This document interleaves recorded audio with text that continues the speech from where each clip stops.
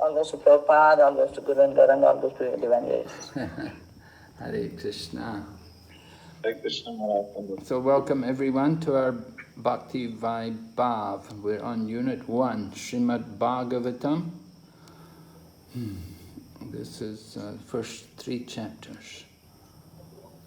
Om Jnanatamarandasya Jnananjana Shalakaya Chaksurunmilitanyena Tasmai Shri Gurave Namaha Nama Om Vishnu Padaya Krishna Pristaya Bhutale Srimati Bhakti Vedanta Swaminiti Namene Namaste Saraswati Devi Gauravani Pracharine Nirvishesha Shunyavadi Paschatya Deshatarine Vanchakaupatarubhyascha Kripa Sindhu Bhayevacha Patitanam Pavanebhyo Vaishnavibhyo Namo Namaha Jai Shri Krishna Chaitanya Prabhu Nityananda Shri Advaita Gadadhar Shri Vasadi Gaur Bhaktavinda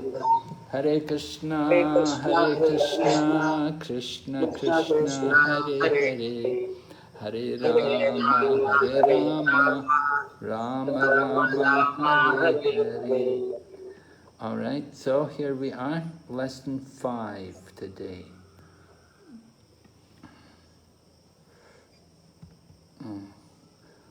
So, review, lesson 4, refuting demigod worship. We spent some time on these things yesterday, refuting demigod worship, and we decided that we should worship the Supreme Lord Vishnu, who is fully in the mode of goodness, and we should come to the mode of pure goodness. But the demigod worship is influenced by the modes of nature. And the various kinds of avatars, we heard about the different types of avatars, particularly the guna avatars and the lila avatars, who were described there in the 3rd chapter. But there's many other avatars. There's the Manvantara avatars and the Shaktya-Vesha avatars, and there was also Vibhutis. All right. So then also we heard about why Sri Krishna is Bhagavan Swayam. He is the original cause of all causes. So Jiva Goswami gave us some very nice examples in his Krishna Samhita, and I was very happy to hear them quoted yesterday by several devotees. So very nice. All right, so here we go into the 2nd chapter. We want to look at this important section which is there in the 2nd chapter, which is describing the progression of different levels of devotional service. All right? I hope you managed to look into that a little bit. The different levels of devotional, the progression of devotional service. Let's see here. So we have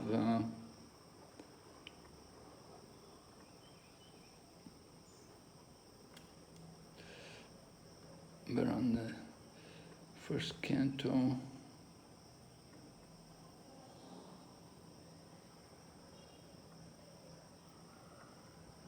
And this is chapter number 2.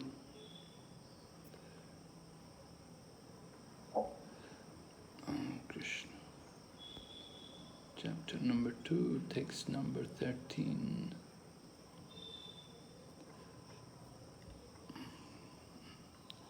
All right.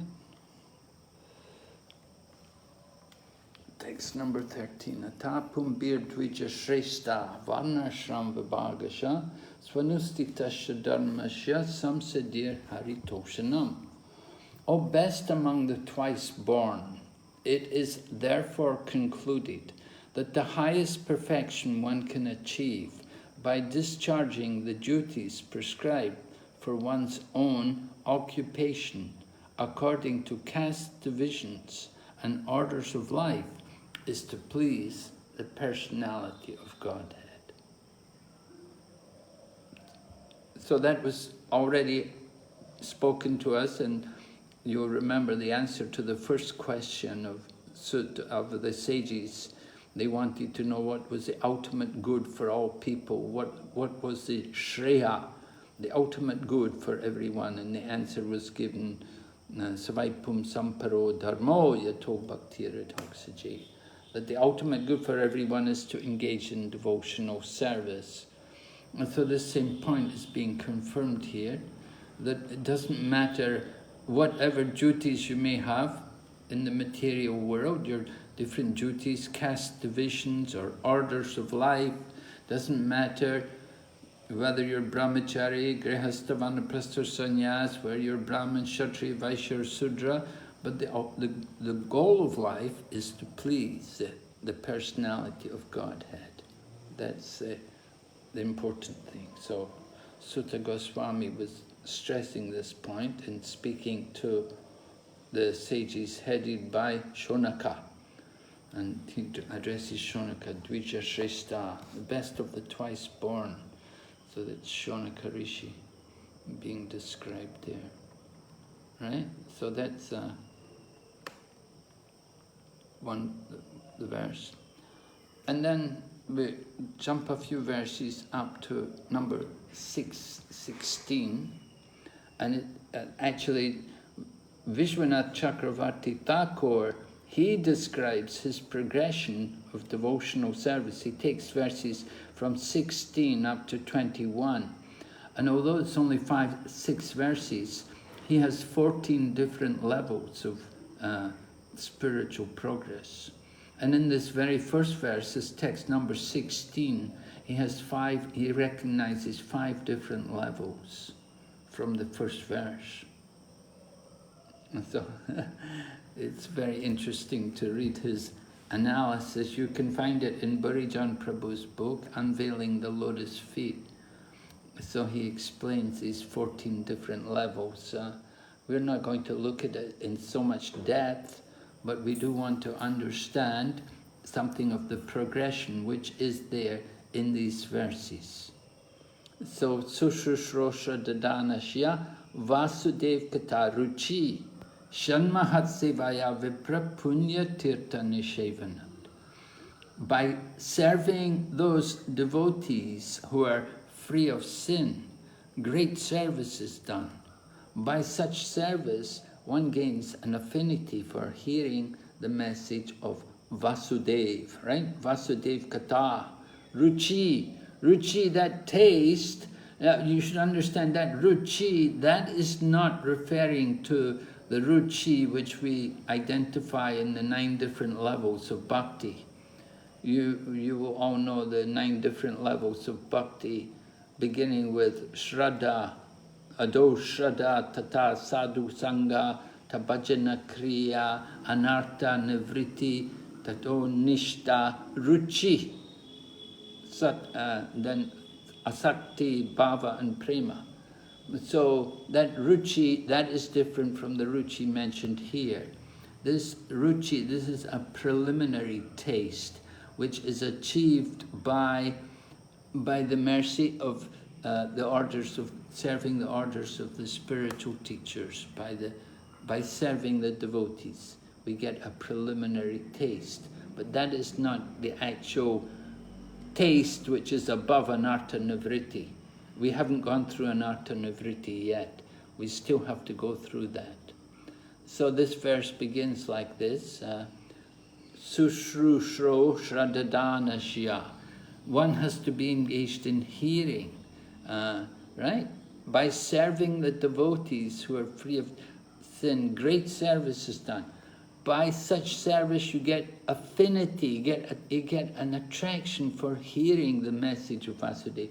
We often find in the beginning difficult to hear, difficult to focus the mind, right?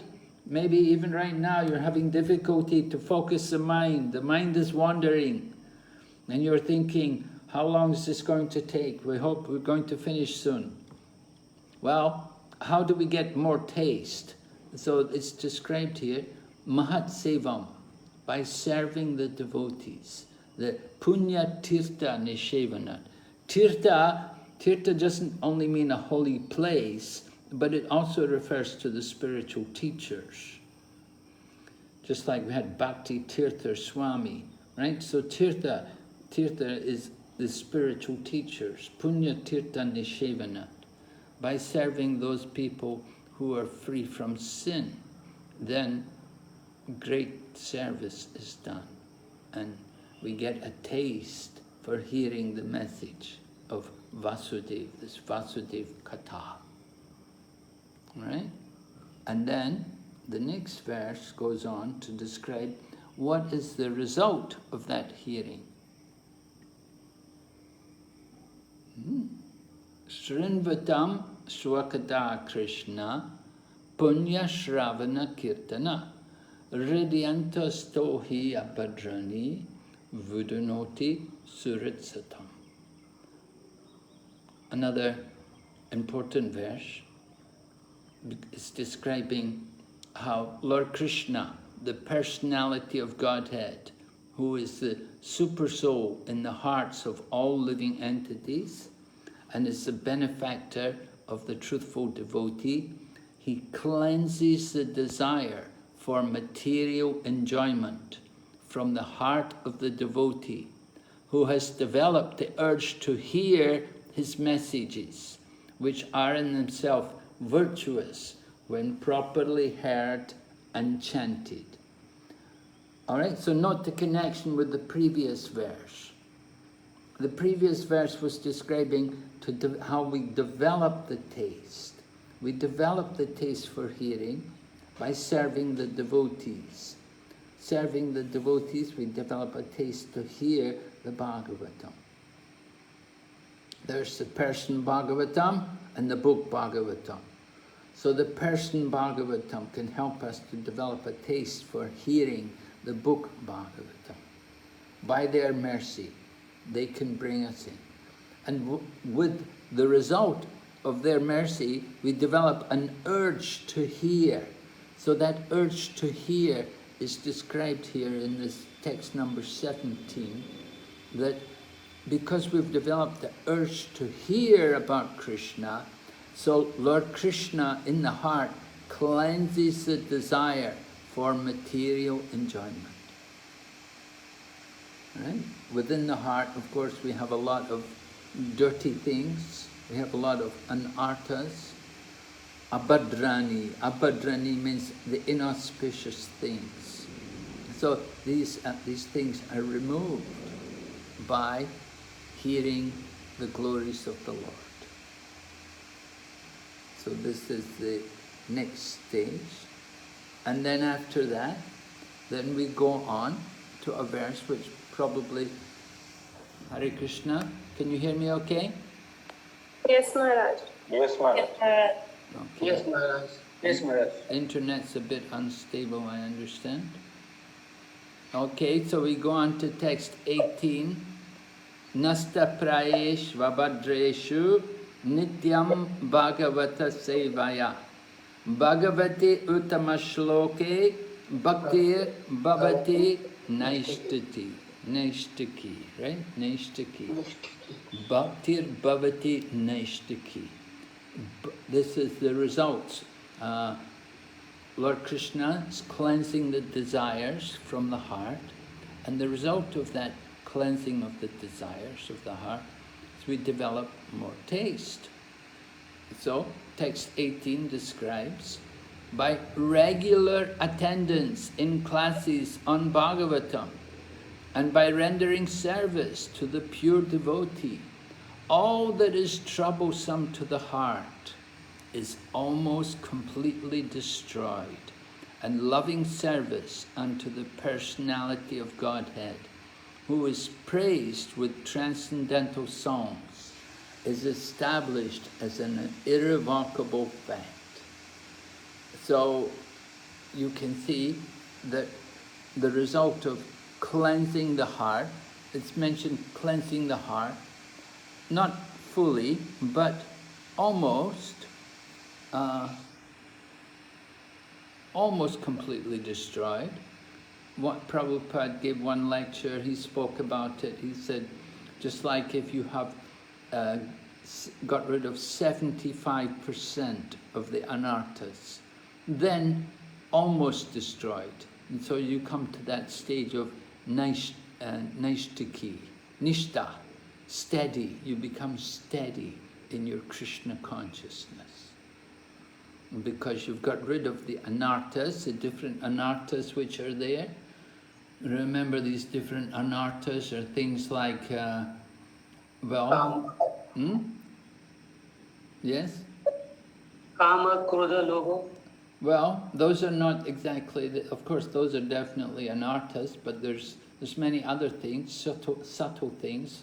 Just like in the beginning, in the Madhurya Kadambini, Vishwanath Chakravarti Thakur describes 6 different kinds of anarthas. And the first one which she describes is enthusiasm due to pride.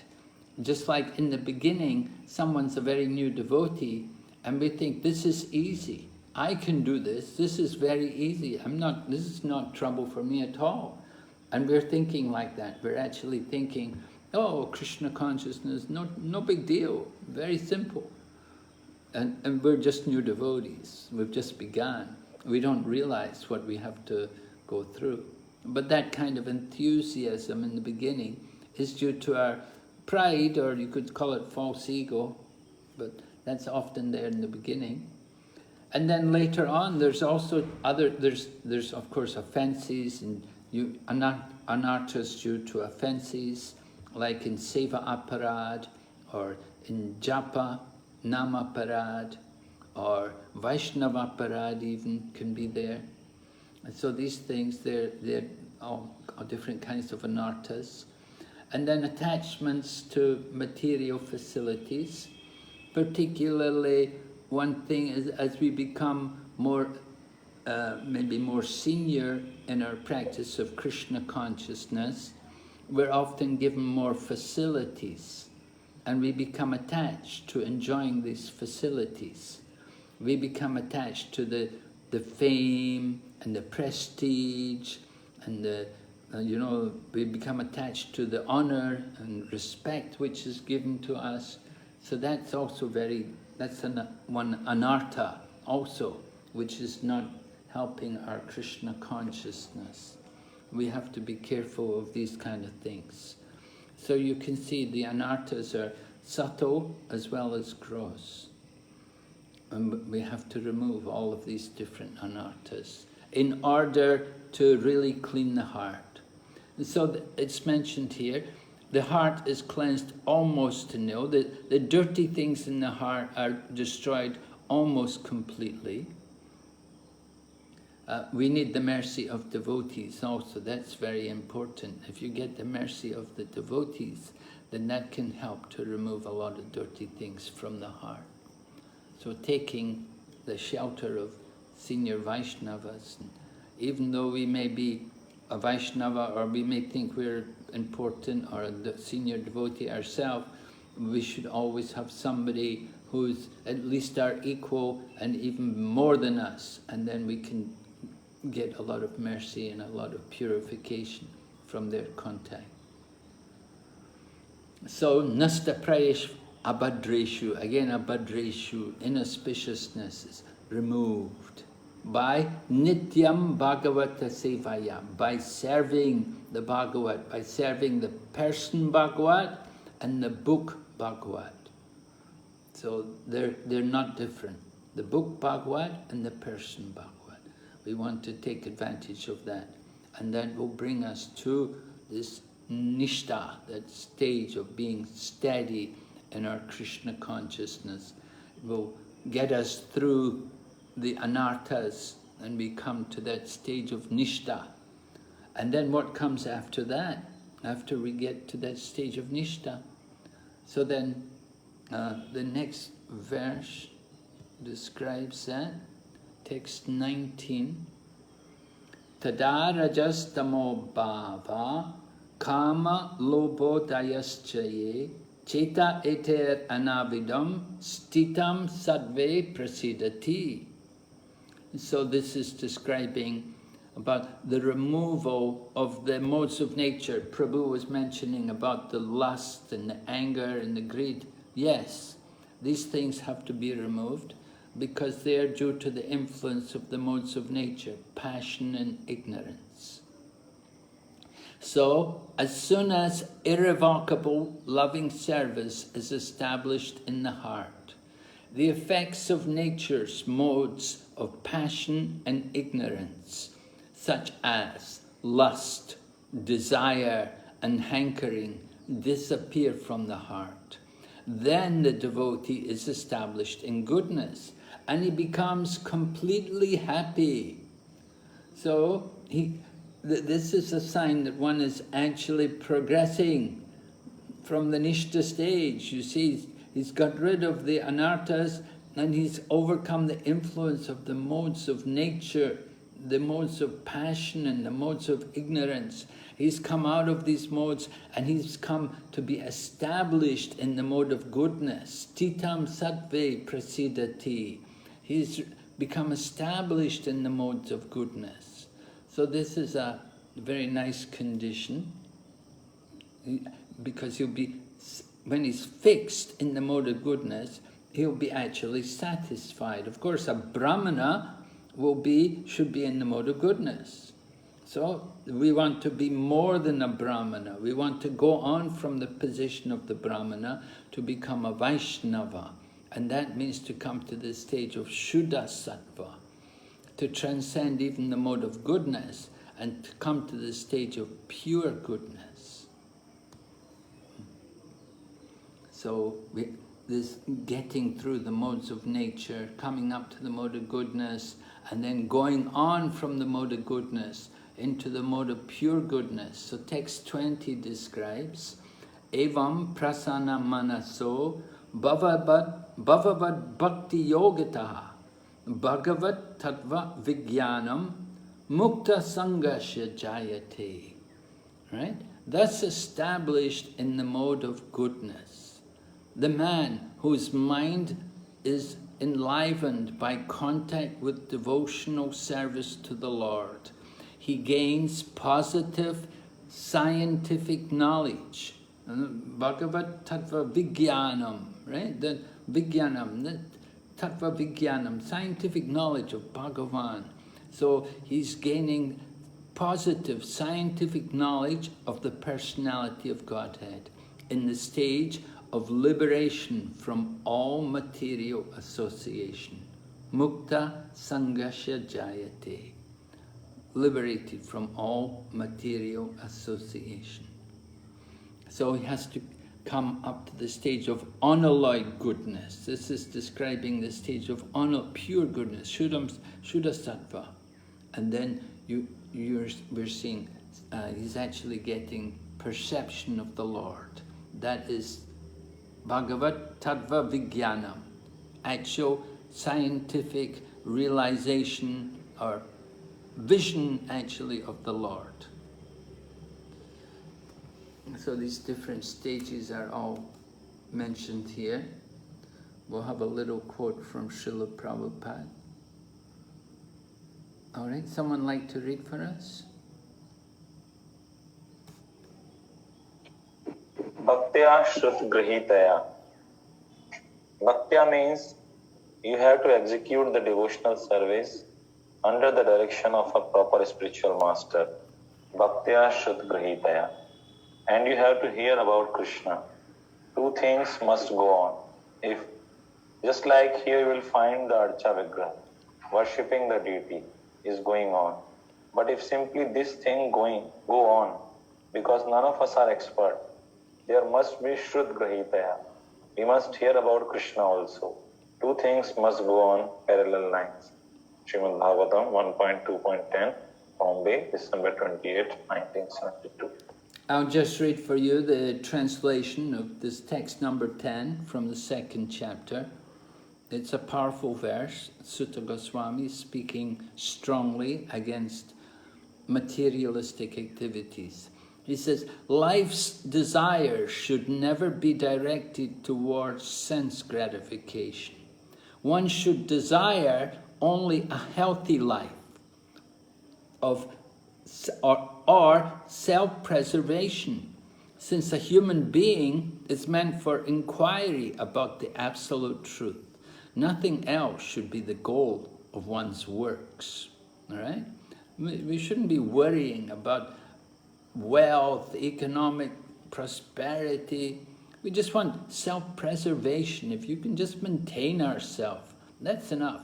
What life is actually meant for is to understand the absolute truth. So you may have a lot of money, you may have a good economic situation, but if we don't understand the goal of life, if we have never inquired about the absolute truth, then it's all useless labor, a wasted life. Yes, somebody please read.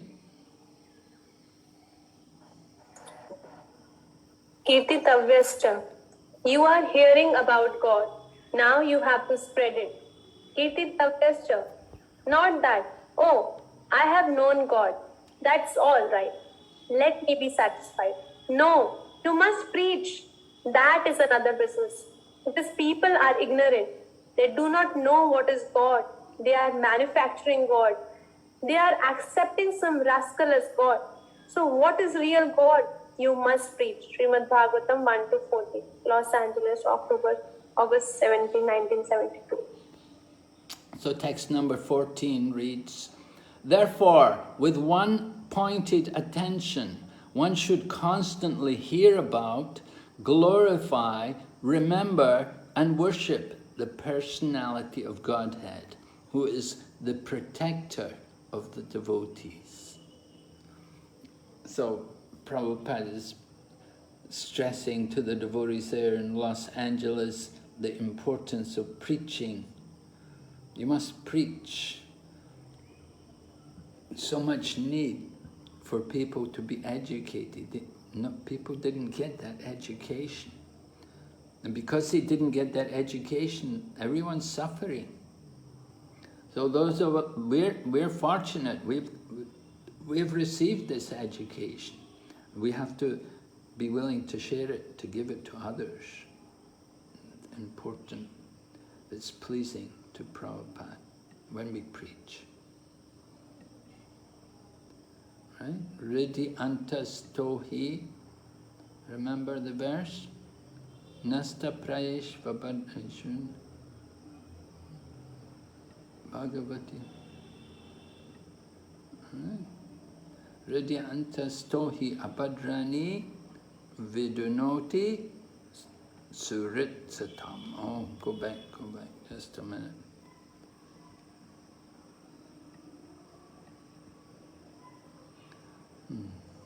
Shrinvatam swakata Krishna punya shravana kirtana. Riddhi antas tohi abhadrani vidunoti surit satam. So, Lord Krishna, the Super Soul within the hearts of all living entities, cleanses the desire for material enjoyment. From who? From those who relish his message, which in itself is virtuous when properly heard and chanted. Text number 17. Prabhupada's statement. Can someone read? When Krishna sees that this living entity is now sincere to hear about me, he helps Hriday because he's there. You haven't got to find out somewhere else. He's here. Hridayantos Thohi. So he's also, as soon as he sees this living entity is now a little serious about hearing about me, he helps. He helps you. I cannot get out of these dirty things by my own endeavor. That is not possible, but Krishna helps. 1970. Okay. A little difficult to pick up everything you said, Mataji. The mic is not so clear. All right, but the dirty things in the heart. As soon as Krishna sees that we're a little serious to hear, then he helps. So we just have to become serious. Before that, we heard about how to develop the taste, right? If we don't have taste in the beginning, then we do service. We serve the devotees, and gradually we will develop the taste. By serving the devotees, just the example is there, Narada Muni, how he was serving the mendicants who had come to his home.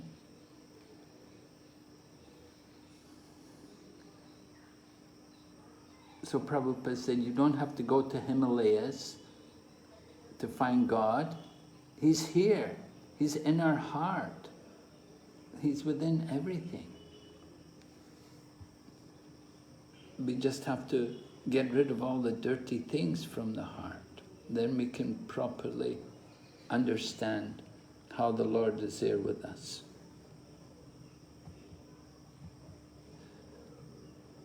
Cheta eter anavidam stitam sarve prasidati. Right? Text number 20. Evam prasanna manaso bhagavad bhakti yogata. Bhagavad tattva vijnana mukta. Oh no. What's this verse again? Cheta eter anavidam tadarajastamo bhava kama lobo dayas chayi. Cheta iter anavidam stitam sarve prasidati. When we get free from the influence of the modes of passion and ignorance, then we will come to the mode of goodness. Right. Kama tadarajas tamo bhava kama lobodayas chaye. Cheta iter anavidam stitam sarve prasidati. So becoming fixed, stitam sattve prasidati, fixed in goodness. Then we will understand what is real satisfaction. But we have to get free from the modes of nature. We have to get free from the tamas and rajas. Rajas is animal life, and rather tamas is animal life, and rajas is simply materialistic life. People, working people, ordinary people, common people, mostly they're in the mode of passion.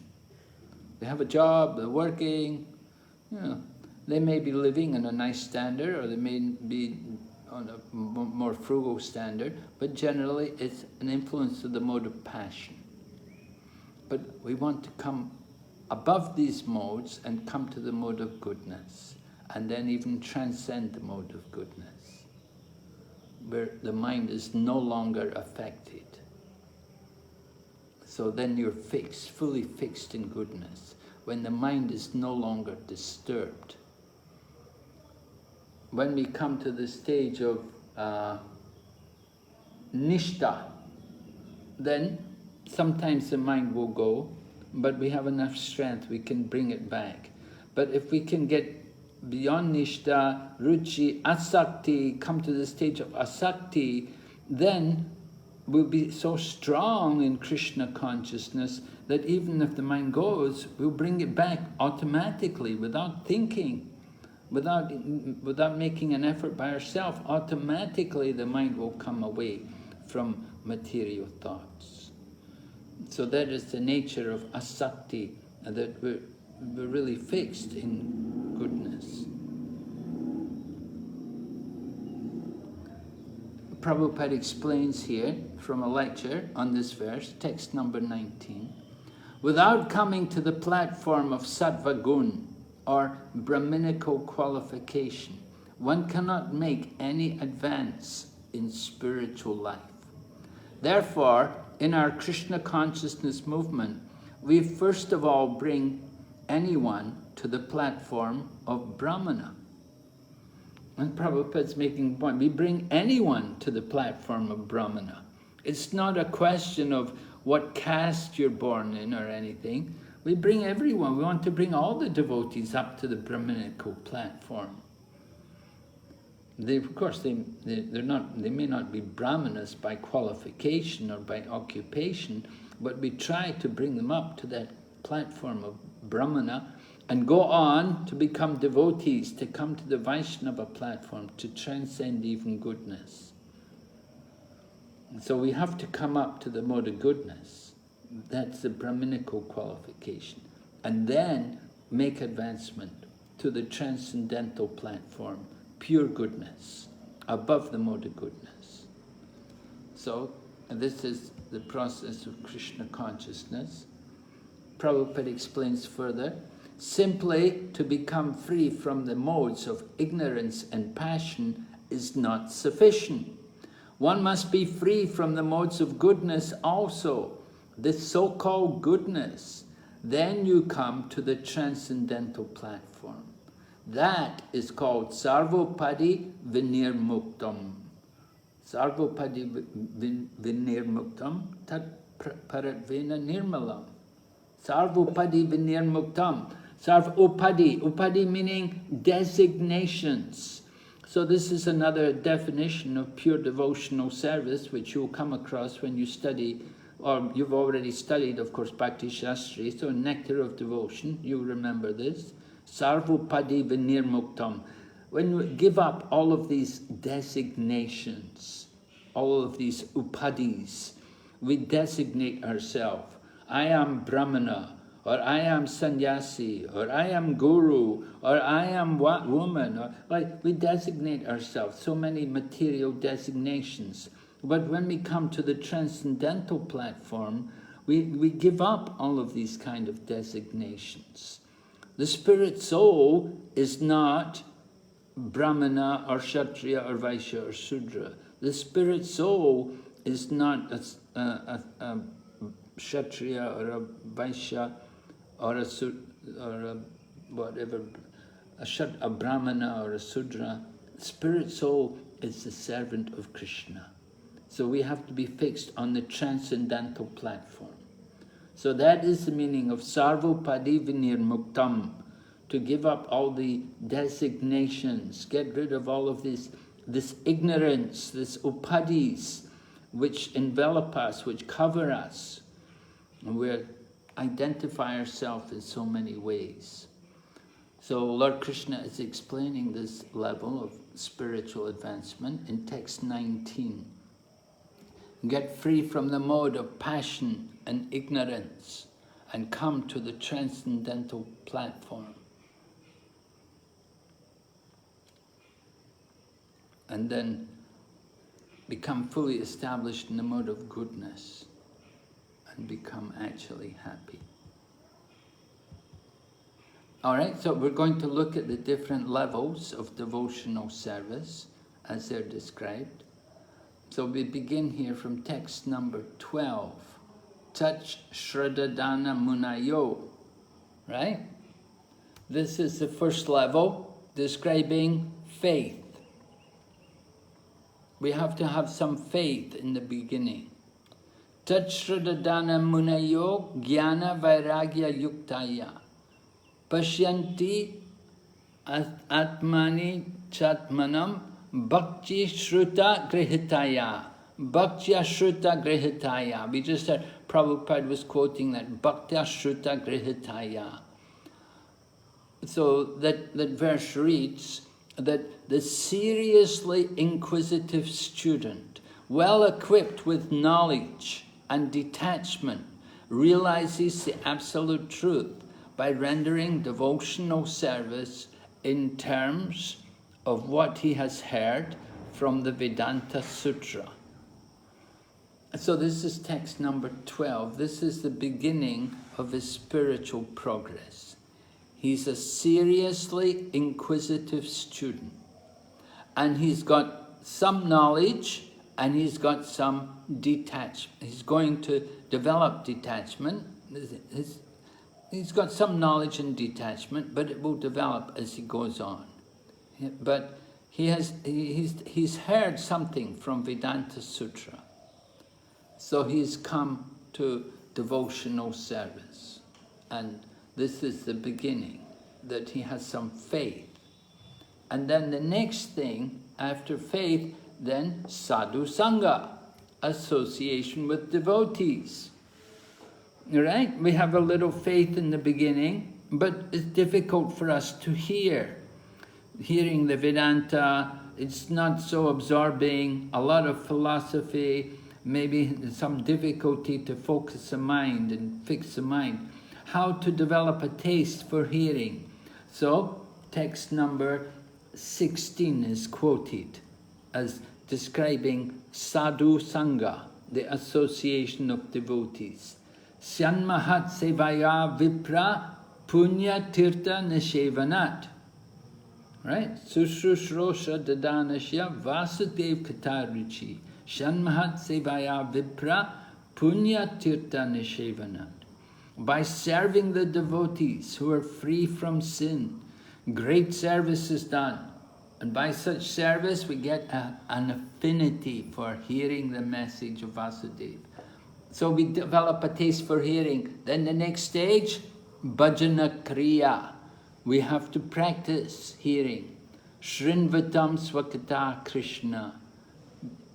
Lord Krishna, super soul within the hearts of all living entities, cleanses the desire for material enjoyment from those who relish the message. So this is bhajana kriya, cleaning the heart, getting rid of the anarthas by hearing about Krishna. This is bhajana kriya. And after bhajana kriya, next stage is, who knows? Anartha-nivritti. Yes, anartha-nivritti. So that is described in text 18. So you can see the progression, 12, 16, 17, 18. Text 18 describing anartha-nivritti. Nashta prayesh vabhadreshu. By regularly hearing Srimad Bhagavatam and serving the devotees, all that is inauspicious within the heart becomes eradicated almost to nil. And loving service to the glorious Lord, who is praised by transcendental songs, becomes established in the heart. Bhaktir bhavati naishtaki, right? Naishtaki. So here, Bhaktir bhavati naishtaki, the same verse, two levels are described. Anartha nivritti and nishta. Because the first part of the verse was describing nasta praishva bhadreshu, removing the abhadra, removing the inauspiciousness from the heart. And then the verse goes on, the dirty things become eradicated almost to nil, and loving service to the glorious Lord, who is praised by transcendental hymns, becomes established as an irrevocable fact. So, bhaktir bhavati naishtaki, his devotion becomes nishta, naishtaki, nishta, he becomes actually fixed, he becomes steady and on that platform. And after that, then we have ruchi and asakti from the verse number 19. Tada rajas tamo bhava kama lobo dayaschaye chita itera navidam stitam sadve prasidati. So stitam sadve prasidati. Develop some taste and asakti, complete attachment to Krishna, to hearing about Krishna, detached from all the material. And then text number 20, prasanna manaso, bhava bhakti, the perfection, you're actually going to see Krishna, you're going to develop love for Krishna. And evam prasanna manaso bhagavad Bhakti yogata, bhagavad tattva vijnana mukta sangasya jayate. Right? Thus established in the mode of unalloyed goodness, then the man becomes rejuvenated by devotional service, and he gains scientific knowledge of the Lord. That tattva vijnana, This is prema. He's actually going to have vision, he's going to see the Lord. So you can see the progression from these verses, how we can develop up to the topmost level of prema bhakti. It's all described here in these verses. All right? So we ask you now, what is the role of Prabhupada's Srimad Bhagavatam in his mission?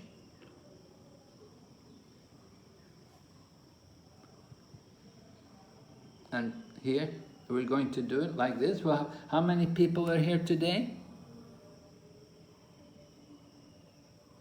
Yes, how many? Yes, how many? 33. 36. 33, Maharaj. 33. Okay. Yeah, same as yesterday. 33. So we will have groups of. We want 4 groups. How to do it? Maybe we'll have groups of 4. 4 people. Then we can have 8 groups. 8 fours are 32, and 1 33. One person can go in the group. So we'll have 8 groups of 4.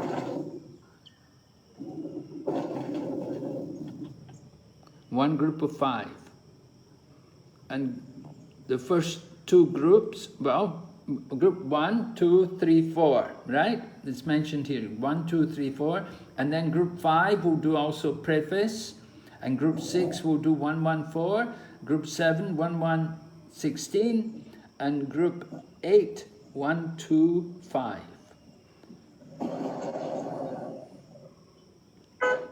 Is that all right? Everyone remember your group number?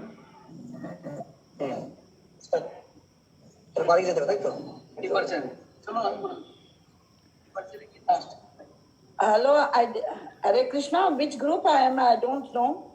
Prabhuji, Maharaj, I don't know in which group I am. I am assigning the groups. I'll just start the breakout rooms. Maharaj, how much do you want the discussion time to be? 10 minutes. Okay, Maharaj.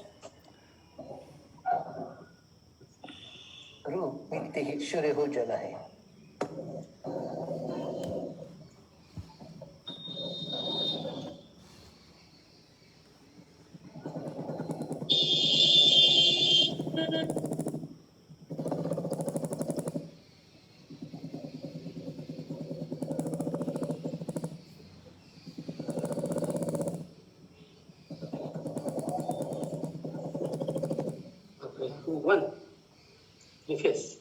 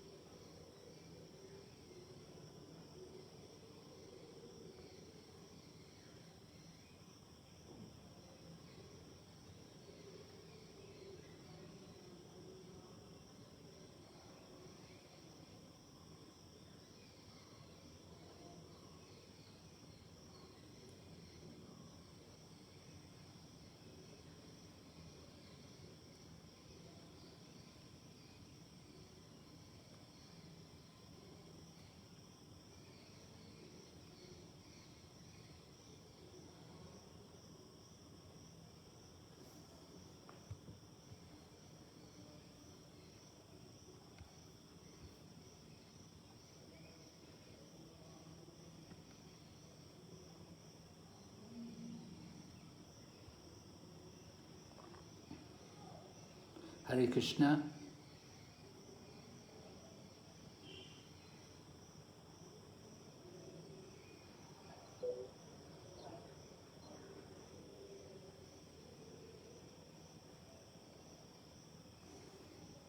Hare Krishna Maharaj. Everyone's back now? Not yet, Maharaj. Not yet, Maharaj. They're just returning. We have around 27 participants. Okay. 28. Okay.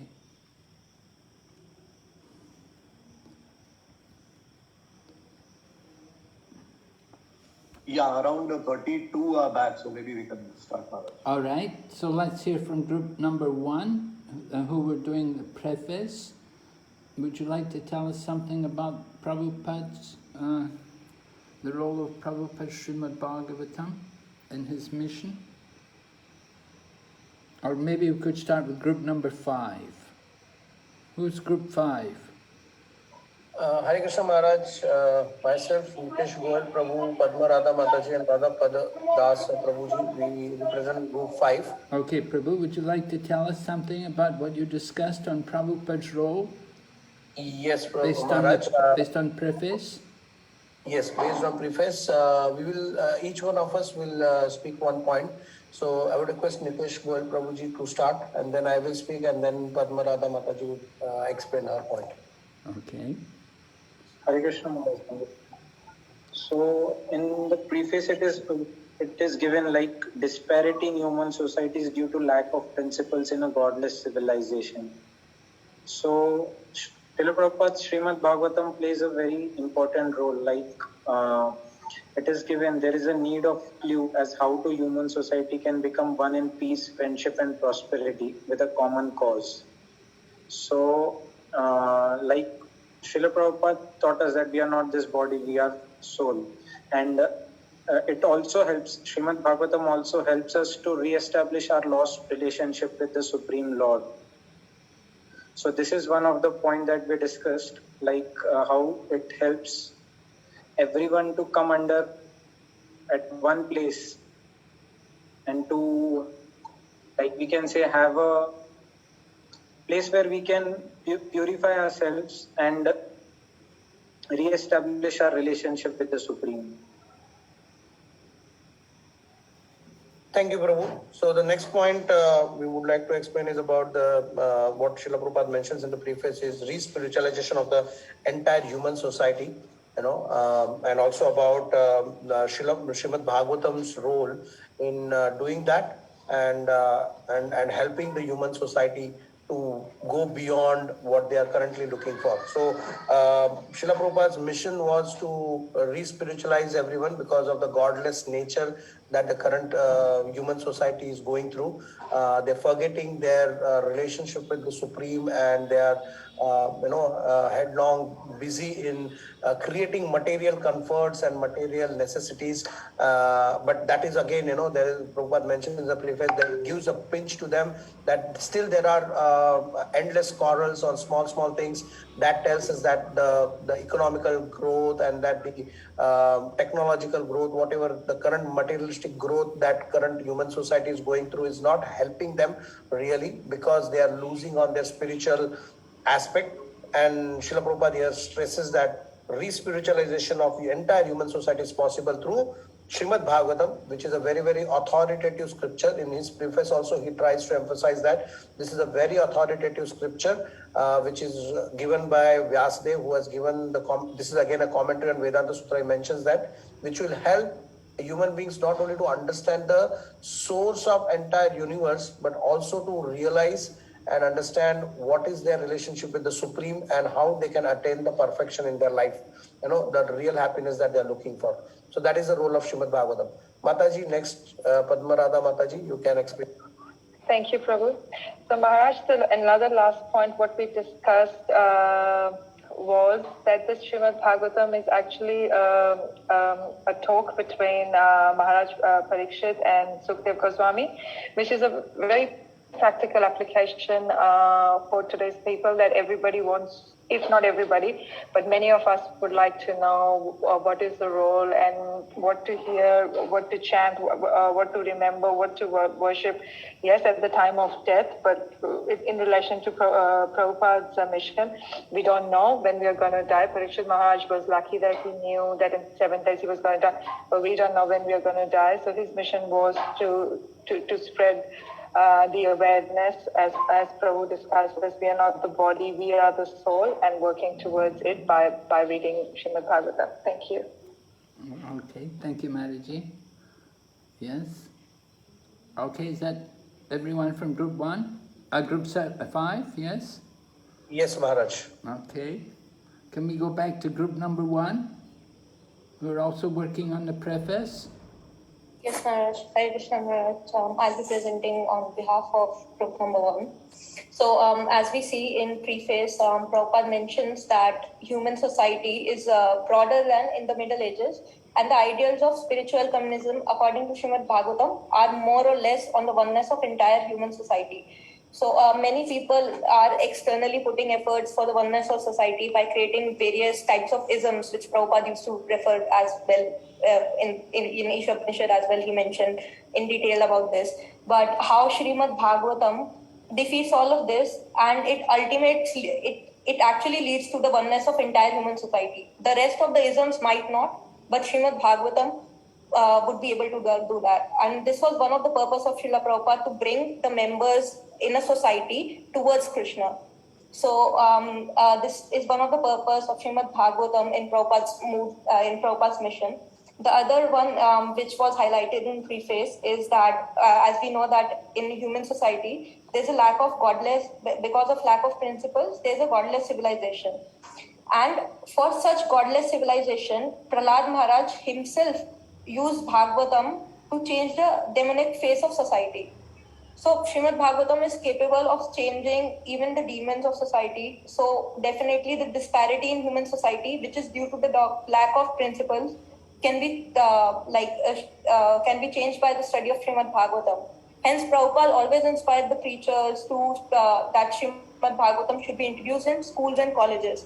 So Prabhupada used to tell that you are a Brahman, but there are many Brahmans in the universities of America waiting to be rescued. They are born in the families of non-veg eaters, but they are actually Brahmans. So that's why he introduced Srimad Bhagavatam in the schools and colleges. And it was himself, it was recommended by Prahlad Maharaj himself.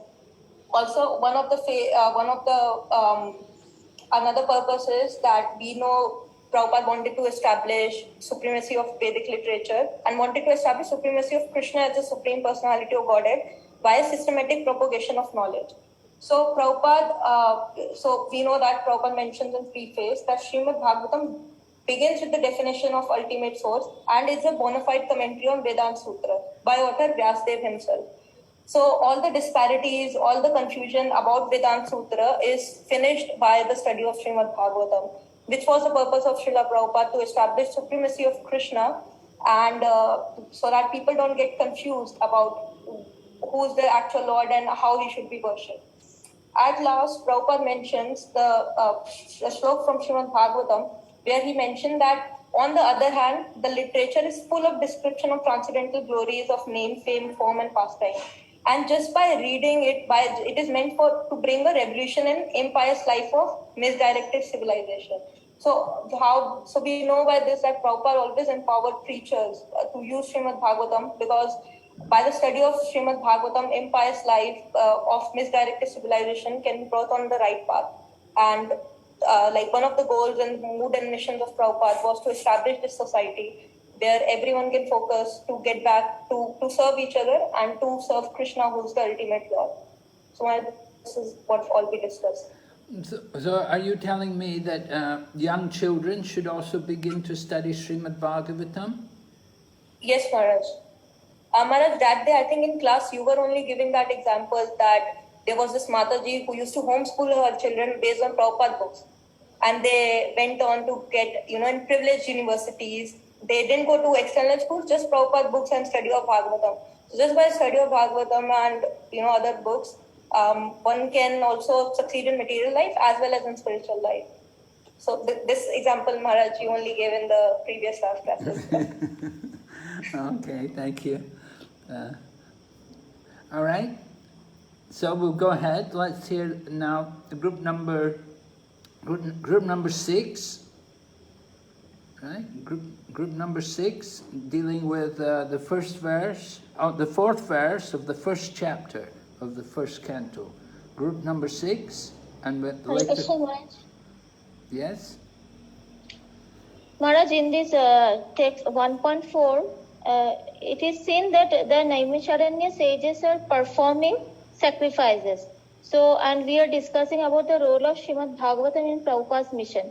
Prabhupada is saying that in this today's world, everyone is speaking of oneness, and but everyone is running after their own satisfaction. No one is thinking of glorifying the Lord, or no one is interested in hearing about Lord's glorification.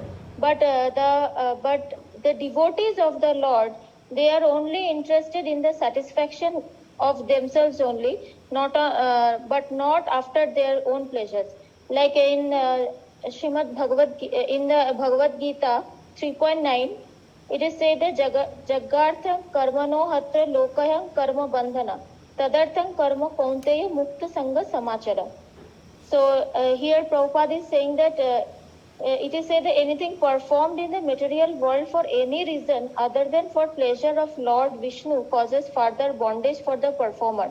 It is enjoined therefore that all acts must be performed sacrificially for the satisfaction of Vishnu and his devotee. So in this congregation, in this age, congregational chanting and studying of Srimad Bhagavatam is the only way by which we can protect ourselves from running behind material world. So that's why here the sages are performing sacrifices only for the pleasure of Lord, not for themselves.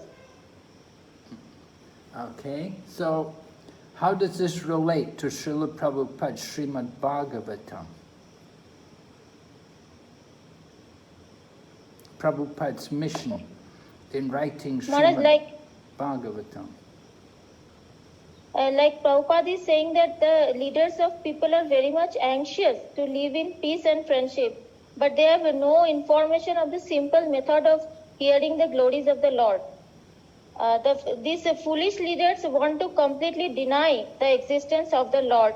They have no eyes to see that their attempts at peace and friendship are failing. But here is the hint to get over the hurdle. If we want actual peace, then we must open the road to understanding the Supreme Lord Krishna and glorify Him for His virtuous activities as depicted in the pages of Srimad Bhagavatam. Okay. And so we're going to have all the politicians have to do Bhakti Vaibhava before they become parliament members, right? Yeah. Okay, thank you, Maraji. All right, let's hear group number 2. Hare Krishna Maharaj. Yes, Maharaj. So, in this verse, it is mentioned that sages headed by Sage Shaunak, they were assembled to perform a great 1,000-year sacrifice for the satisfaction of the Lord and His devotees. So, this assembly was for the satisfaction of the Lord and His devotees. Prabhupada also has the same mission, that is the satisfaction of the Lord and His devotees. So, in the purport, it starts with, Srila Prabhupada says that this is the main topic of this great literature. And then it is mentioned that this can be a satisfaction of Vishnu. There are 4 points that are mentioned in the last paragraph of the purport. That one is congregational chanting of the holy names of the Lord, which has to be established to wake up the souls of like modern materialistic society, which is detached from its relation to the Supreme Lord. So that is second point, to wake up the modern materialistic society. Third is to scientifically present the teachings of Lord Sri Chaitanya Mahaprabhu. And fourth is to bring about real peace. So Srila Prabhupada wants to establish real peace and prosperity through Srimad Bhagavatam. And it can be, real peace and prosperity can be established when Vishnu is satisfied. And it is mentioned that forgetful men do not know the right path for peace and prosperity. However, the sages know it well. And therefore, for the good of all men, they are always anxious to perform acts which may bring about peace in the world. They are sincere friends to all living entities, and at the risk of great personal inconvenience, they are always engaged in the service of the Lord for good of all people. So Srila Prabhupada underwent this personal inconvenience for good of all people. And then he established Srimad Bhagavatam establishes Lord Vishnu as the Supreme. So Lord Vishnu is just like a great tree, and all others, including the demigods, men, siddhas, charanas, vidyadharas, and other living entities, are like branches, twigs, and leaves of that tree. By pouring water on the root of the tree, all the parts of the tree are automatically nourished. Only those branches and leaves which are detached cannot be so satisfied. Detached branches and leaves dry up gradually, despite all watering attempts. Similarly, human society, when it is detached from the personality of Godhead, like detached branches and leaves, is not capable of being watered, and one attempting to do so is simply wasting his energy and resources. So, Srila Prabhupada's mission is to bring all those detached branches back to service of Lord Vishnu, which is very well established by Srimad Bhagavatam. So Thank you. Can you give me some examples of these detached branches in the modern time, in terms of your own personal experience? Can you give me some examples of branches Yes. which are detached? Yes, Maharaj. So we can see so many of us before coming to Krishna consciousness. We were all detached. We were in our own lives, and we were studying science, and we were, pursuing our different, paths. But once we came in contact with Srila Prabhupada's mission and read Srimad Bhagavatam, we got a chance to understand who Lord Vishnu is, who Krishna is, and we ourselves were detached. But now, by the mercy of Srila Prabhupada, we are back into the service of Krishna. We are trying to be back into the service of Krishna. For example, in West, when Srila Prabhupada went, there were so many people who, they were in intoxication and all the other habits, and even in India. So everywhere, but Srila Prabhupada brought them back. These were all detached branches, but Prabhupada brought them back through his Srimad Bhagavatam and his teachings. They came back to the service of Lord Vishnu. Okay, thank you, Mataji. Thank you very Thank you. much. Hare Krishna. All right, well, then we'll go on to group number 7, right? And group number 7 is going to speak on the first chapter, text number 16. Hare Krishna. We're group 7, we're discussing 1.1.16. In 1.1.16, it was described about how this material world, and especially in the age of Kali, how horrible it is and how it's full of quarrel and vicious fights, all sorts of horrible things. And the people and its leaders, they realize this, and they don't want that. They want to live in peace and friendship. But they don't know how to. They don't know the answer, how to live in actual peace. So then Srila Prabhupada's mission was to give that answer so that we can live in actual peace. The answer was Srimad Bhagavatam.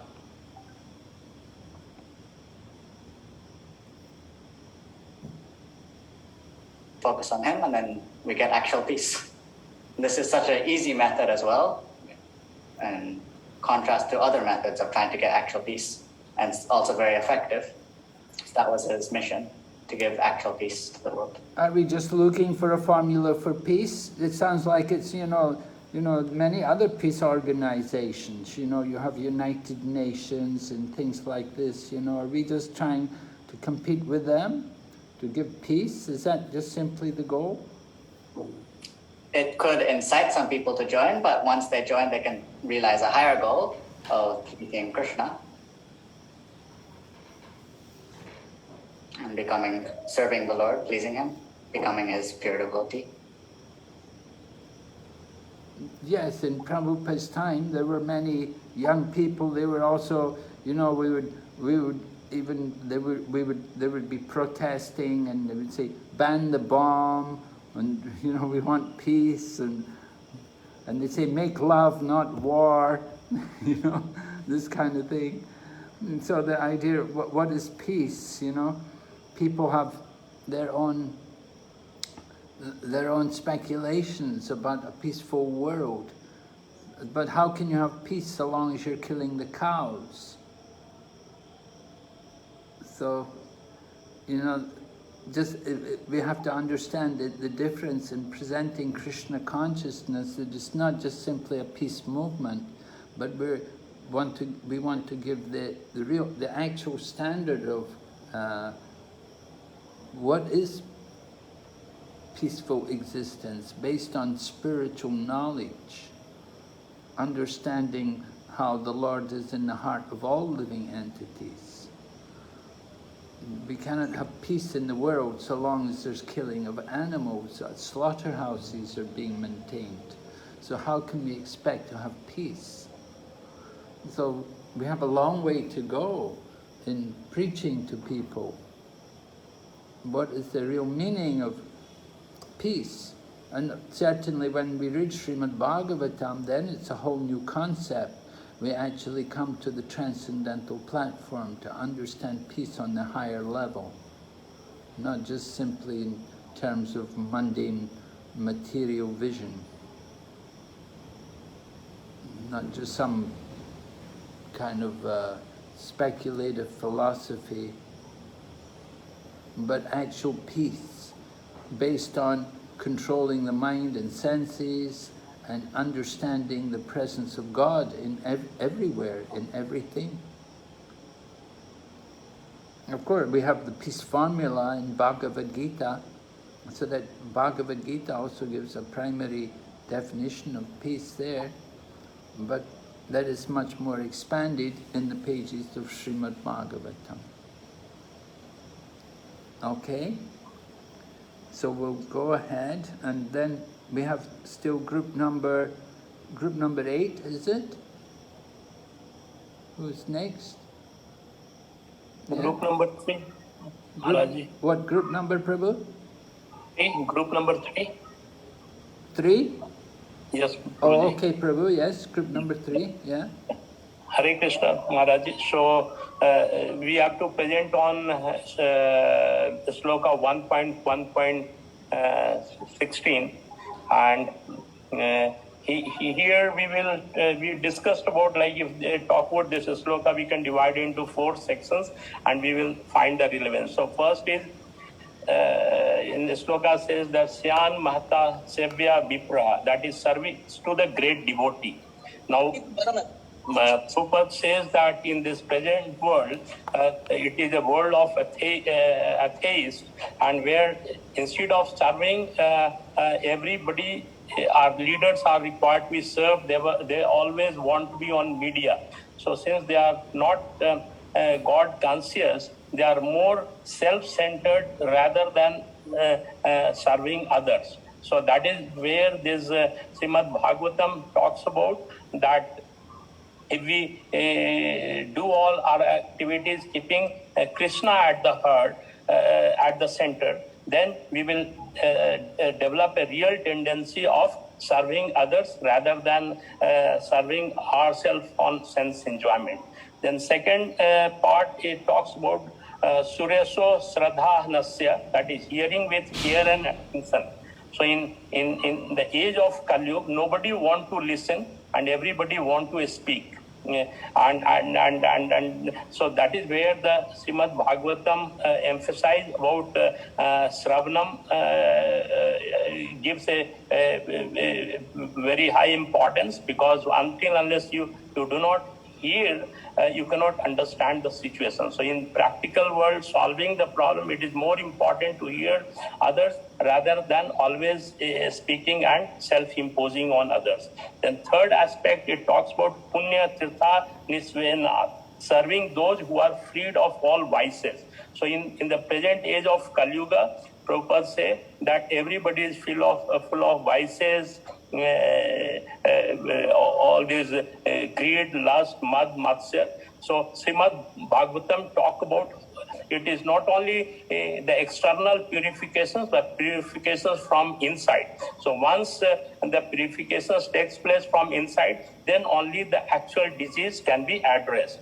And lastly, I talk about Vasudeva Katha Ruchi. So instead of developing the interest on material things, where it is more centered about the sense enjoyment, we are Srimad Bhagavatam talk about the serving the Lord and developing the ruchi for the Lord. So in that case, the tendency for sense enjoyment and exploitations, internal animosity and greed all will control. And that is what, as you Maharaji rightly mentioned, that Prabhupada used to say that ISKCON is the true UNO, because the people across the world are part of the missions. Like presently what we see, the war between Ukraine and Russia. Now the thing, we have a large devotee both in Ukraine as well as Russia. And here Srimad Bhagavatam talked about serving others rather than grabbing others' resources for their own sense enjoyment.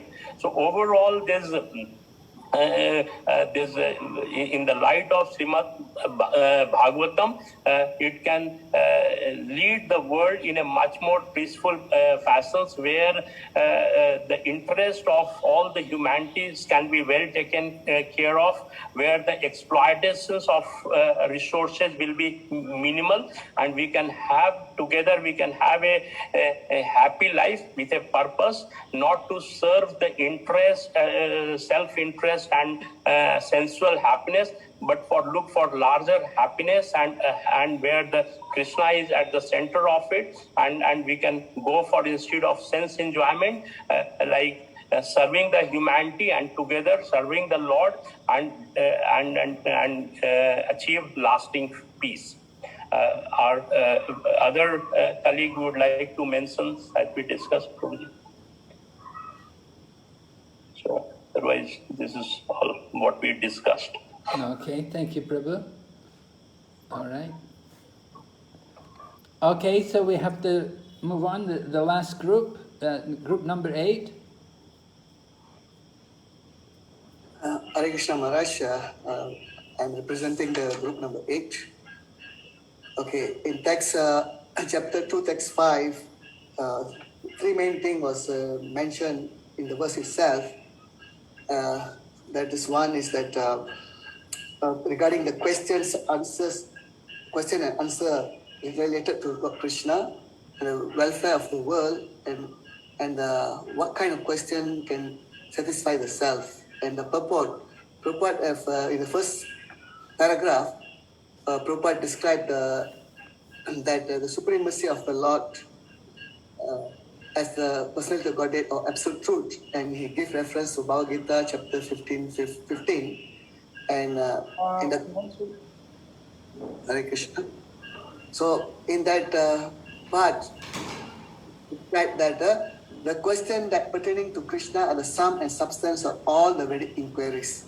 So the vision of Srila Prabhupada's Srimad Bhagavatam is to establish this part of that establishing Krishna is the sum and substance of all the Vedic, so that we don't need to go and read any other Vedic literatures. Just by reading Srimad Bhagavatam, we can understand the purpose of the Vedas.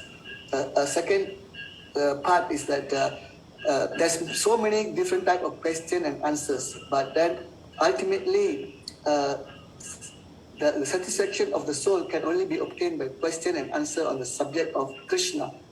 And the mission of Prabhupada's Srimad Bhagavatam is to establish that simply by reading and understanding Srimad Bhagavatam, we are able to satisfy ourselves in the transcendental mode. And the last point was on the third paragraph, one should learn the Srimad Bhagavatam and make an all-round solution to all problems pertaining to social, political, and religious matters. Srimad Bhagavatam and Krishna are the sum total of all the things.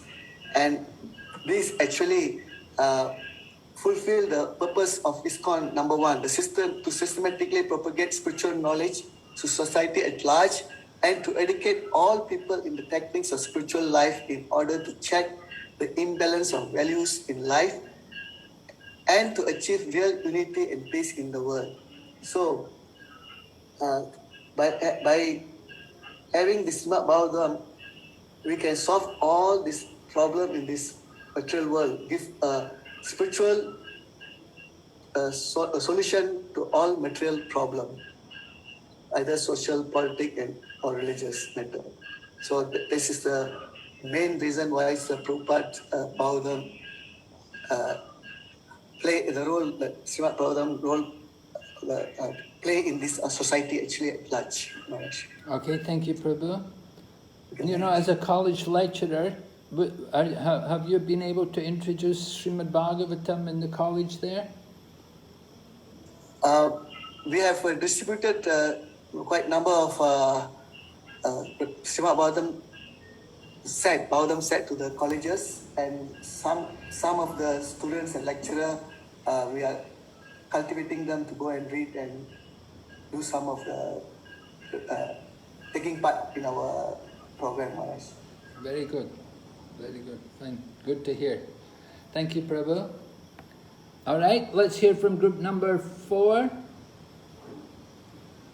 Hare Krishna Maharaj, Hare Krishna everyone. Please accept my humble obeisances. So, the translation of the verse that we are supposed to talk on is, O sages, I have been justly questioned by you. Your questions are worthy because they relate to Lord Krishna and so are of relevance to the world's wealth.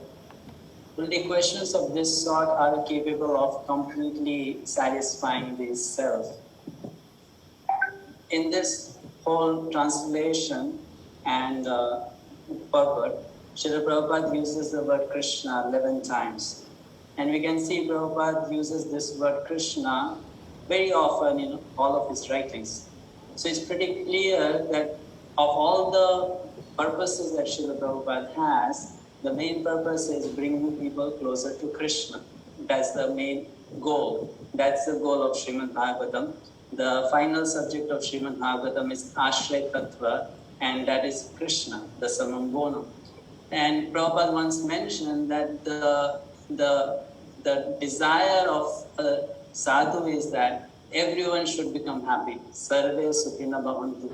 And here the sage, Sud Goswami, is saying that the questions that we have asked completely satisfy the self. So Srila Prabhupada is mentioning in the translation and the purport that everyone in this world is looking for that satisfaction. Whatever inquiries they make, whatever questions they ask, whether it is in political front, it's a business venture, it's related to scholarship, it's related to studies, or it's related to fulfilling the material needs and demands, it's about satisfying oneself. And the only way they can satisfy themselves is by knowing Krishna, by serving Krishna, by understanding Krishna. So it was mentioned, how does this verse tell us about Prabhupada's mission? This verse very directly tells us that the whole purpose of Srila Prabhupada's mission is bringing people closer to Krishna and helping them understand Krishna. And Srimad Bhagavatam does that. Thank you, Maharaj. So isn't the Srimad Bhagavatam more about Vishnu than Krishna? Sorry? Isn't the Srimad Bhagavatam more focused on Vishnu rather than Krishna? No, Maharaj.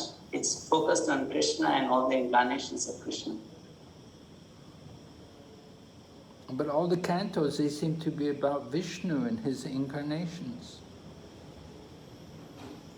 But then when we go to Canto 10, it presents the absolute truth and complete. The other forms of Vishnu are also coming from Krishna, and they tell us about Krishna's different aspects, because Krishna is the complete absolute whole. When we talk about Vishnu, it is also understanding Krishna only. Okay, thank you. All right, thank you very much for that. Okay, we'll go ahead. Let's see, where are we? Here we are. Okay? There is a need. There is a need of a clue as to how humanity can become one in peace, friendship and prosperity with a common cause. Srimad Bhagavatam will fill this need, for it is a cultural presentation for the re-spiritualization of the entire human society, from the preface in Srimad Bhagavatam. So there's a need to re-spiritualize the human society. Human society has become practically animal society. We're simply living like animals. We just simply engage in the animalistic activities. So there's a great need for re-spiritualization, to try to bring back what we have lost. So that is the need of Srimad Bhagavatam. We're going to look at the third verse, which describes something about the Srimad Bhagavatam. Nigama kalpa taror galitam palam, shukamukad amrita drava samyatam, pibata bhagavatam rasamalayam, mohoroho rashika bhavi bhavukaha. Nigama kalpa taror, Vedic literature, all right? The Nigama kalpa taror, the desired tree. So the Vedas are like a tree, right? And the galitam palam, the fully mature fruit, the mature fruit is this Srimad Bhagavatam, the mature fruit of the desired tree of Vedic literatures. That is actually Srimad Bhagavatam. It is the ripened fruit. The trees are nice, but they're more valuable when there's a fruit. You have a fruit, the trees are very valuable. Just like now in mango season, if you have some mangoes on the tree, trees are valuable. When there's no mangoes, they don't care very much. But as soon as the fruits are there. So the Srimad Bhagavatam, this is a very special fruit of the Vedic literatures. It's very special because it's galitam phalam. It's fully matured. You get a nice ripe fruit and it's all juice. Practically no stone and no skin, a very thin skin. So that is a really relishable fruit. Fully mature. Srimad Bhagavatam is like that. It's all relishable. It's very palatable. Because Shukamukadamrita, it's coming from the lips, the nectarian lips of Shukadeva Goswami, from the lips. And the name Shuka is appropriate because just like the parrot will always select the tastiest fruit. If you find a fruit which has been pecked by the beak of the parrot, you find that's a very sweet and very relishable fruit. So in the same way, the Srimad Bhagavatam is all the more relishable because it comes from the mouth of Shukadeva Goswami. And that was why even Sukadev's father, Vyasadeva, and Vyasadev's guru, Narada, that they also came to hear Shukadeva Goswami speak, because his speaking was so enlightening that it drew Vyasadeva and Narada Muni. Both of them, they came to hear Shukadeva speak, and they were taking pleasure in hearing the nectar coming from the lips of Shuka. So Prabhupada points out that parrot, usually we say, oh, if you just parrot something, you just repeat. You repeat verbatim. You just, whatever you hear, you repeat.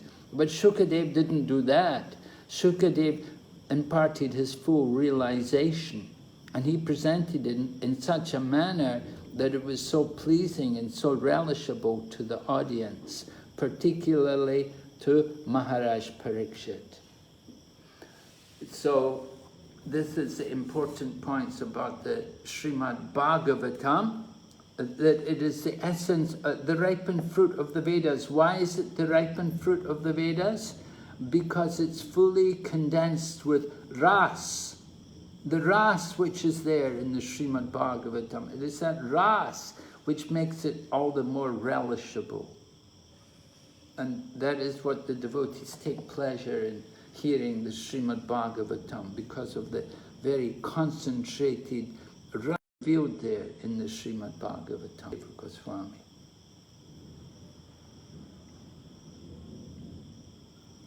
Pibata Bhagavatam rasam. Relish the juice, relish Srimad Bhagavatam.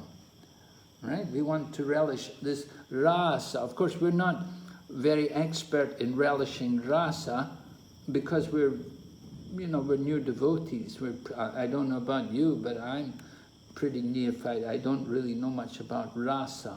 But that is where the real nectar is, and those great devotees, they take great pleasure in hearing about the rasas which are exchanged here in the Srimad Bhagavatam. And the Srimad Bhagavatam is full of this juice, this ras.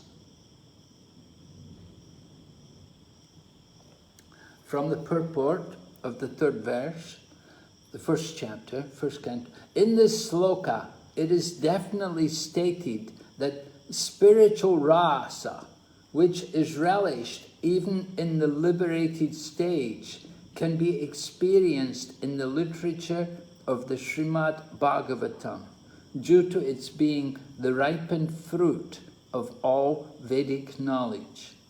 By submissively hearing this transcendental literature, one can attain the full pleasure of his heart's desire.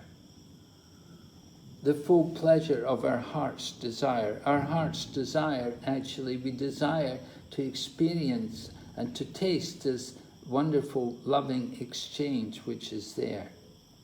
So we can see in the pages of Srimad Bhagavatam, this rasa is revealed to us, spiritual rasa, the wonderful ras between Lord Krishna and his devotees.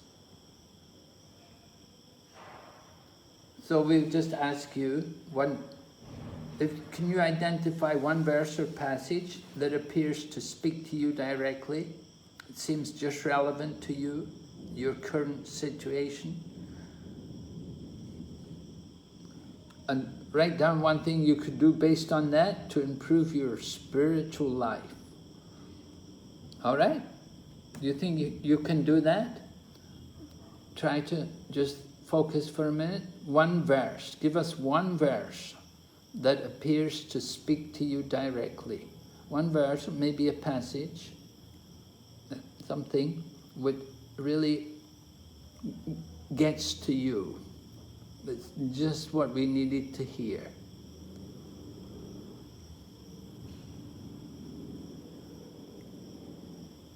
So just give you a couple of minutes to think about this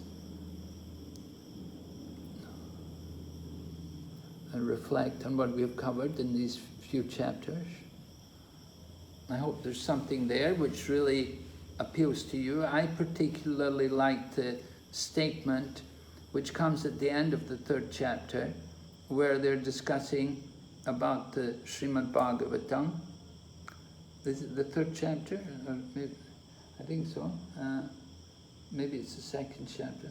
Anyway, but no, the third chapter, where they talk about controlling the mind, what we have to do to focus on Srimad Bhagavatam and how to control the mind. And Prabhupada writes there that one's mind cannot be pure if one is not pure in action.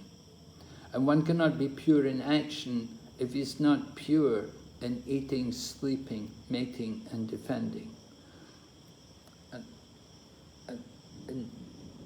But still, Prabhupada says that if somehow or other one begins to hear Srimad Bhagavatam, then he can develop a taste for this transcendental literature.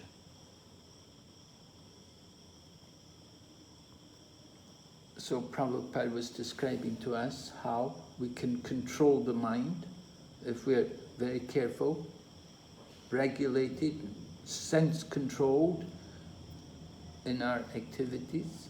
We'll keep our mind free from disturbances. Pure actions means the mind will be peaceful. And we can hear Srimad Bhagavatam. So that was a purport of Srimad Bhagavatam. All right, would anyone like to share with me your realization? Did you pick up on any one particular verse or passage? Hare Krishna Maharaj. Yes, Maraji? According to me, the answer to the first one will be text number 10. Prayanu alpayashu sabhya kala vasmina yuge yana. Manda sumanda matayo manda bhagya upadruta.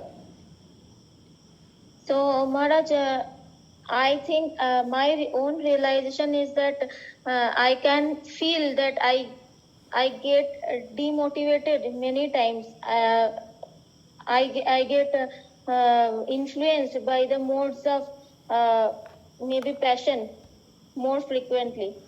So that's why, frankly speaking, that's why I have taken this course to keep myself on the spiritual, on the correct path of spiritual life.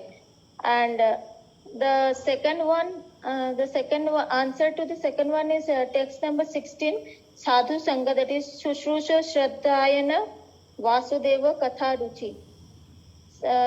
I think that by doing devotional service to the devotees, I can keep myself on the right path of the spiritual life. Oh, thank you, Maharaj. Thank you very much, Dhameshwari Maraji. All right, Dinabandhu Prabhu. Dinanath. Dinanath Prabhu has his hand up. Krishna Maharaj. Yes, Prabhu. So similar to what Mataji said, I mean, the verse that I would select is verse number 16. Surusho Shraddha Nashya Vasudeva Kataruchi, because by serving the devotees of the, I mean, it is said that the devotees of the Lord are more merciful than the Lord. So by serving the devotees of the Lord, one gets the qualities of the devotees, and it helps. It would help me, to be in a better position to understand the Bhagavatam and understand the scriptures. So I think serving the devotees of the Lord would be my takeaway from this session. Oh, very nice. Thank you. Serving devotees of the Lord. Thank you. Chitta Hari Prabhu. Hare Krishna Maharaj, I was thinking that 1.2.18, that Nashta Prayasha Vandreshu Nityam Bhagavat Sevaya Bhagavati Uttam Shloki Bhakti Bhavati Nashtaki. So I was feeling that my Bhagavatam study is not so good.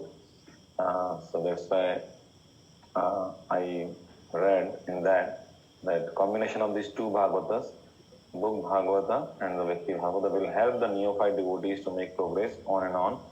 So personally, one of the reasons I took up this course is this, so that I can regularly study Bhagavatam and increase my taste for reading Srimad Bhagavatam more and more.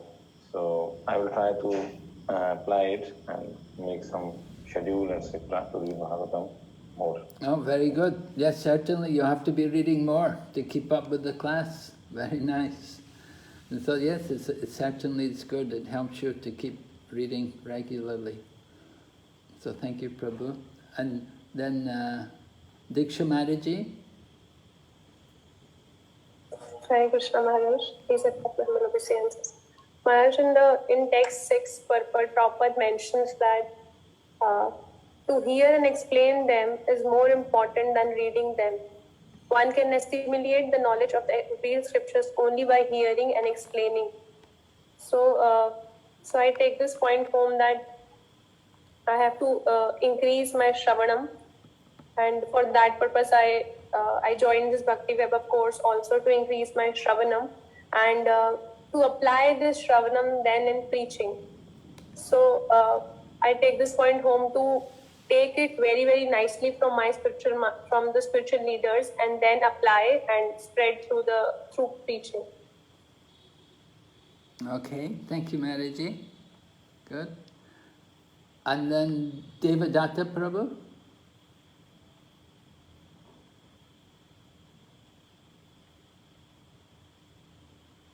Yeah, is it Devadatta?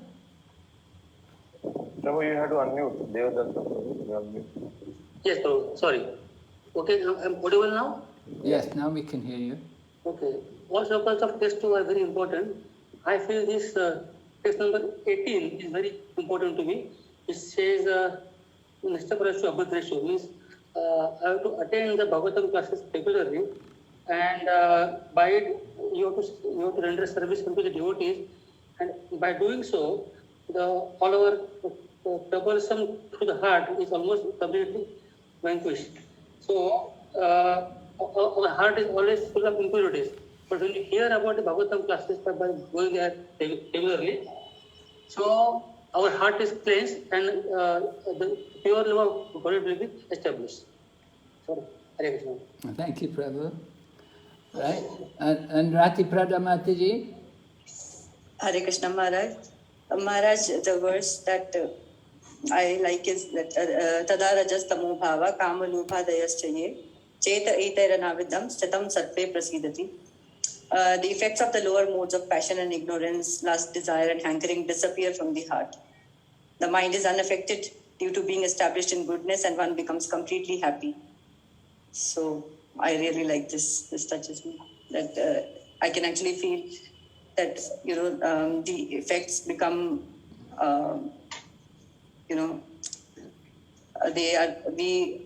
while reading Srimad Bhagavatam and also while thinking about the pastimes of the Lord from Srimad Bhagavatam, while thinking of the classes, mind becomes unaffected to other things.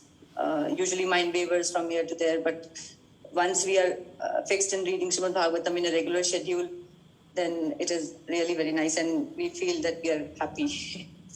Yes, very good. Yes, it's very attractive to get free of passion and ignorance. We need to do that, definitely. We don't need all that Raja and Tamagun.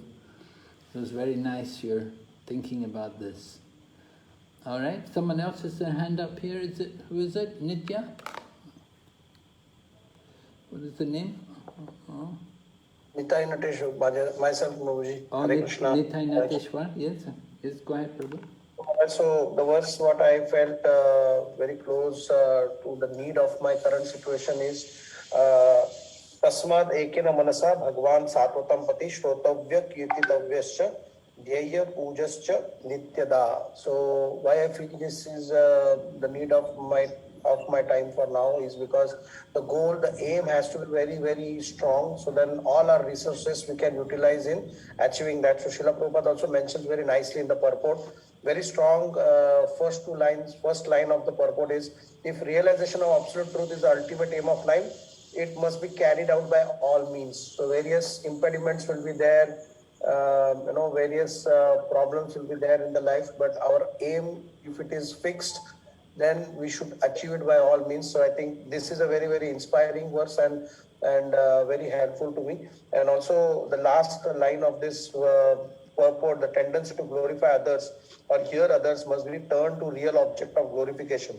the supreme being. So again, we have this habit of glorifying. We read, we hear so many things. But then if we just dovetail that to the Supreme Being, that will bring the real change in our heart, still long way to go. But I think the goal has to be made very clear, very specific, so that we bind our all resources in one direction and try to achieve that. So I feel this is very, very important for me right now to fix my goal and ensure that I work on that direction. And what was that verse again, Prabhu? Which verse was that? This was 1.2.14. Tasmad ekena manasa. Oh, 2.14. Yeah. Tasmad ekena manasa. Right. Okay, thank you very much. Okay. Was there any other hands up who didn't speak yet? Okay. We'll go ahead. Let me see. We just finish off here.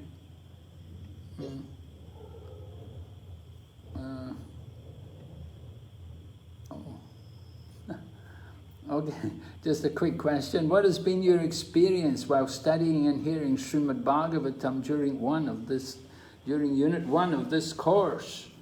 What has been your experience while studying and hearing? Well, I hope it's been some benefit to you. Certainly it's been benefit to me to review all of this again. Long time since I went through this before. It was very refreshing for me to go back through it again. There's so much nectar, there's so much important information, valuable preaching there. I certainly benefited a lot by reviewing it all again. Okay, so let's have a look at the objectives. We spoke about the importance of hearing Srimad Bhagavatam with reference to verses 12 up to 22. All right, we pointed out the progression which is there from different stages, beginning of course from Shrad up to Prema. So this is there in these 10 verses, 12 to 22. You can see all the different levels of devotion are described. There is a progression.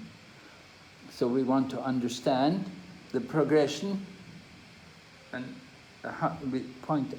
we should understand how to achieve this progression through the Srimad Bhagavatam. And then we were speaking about Prabhupada's Srimad Bhagavatam, the role which the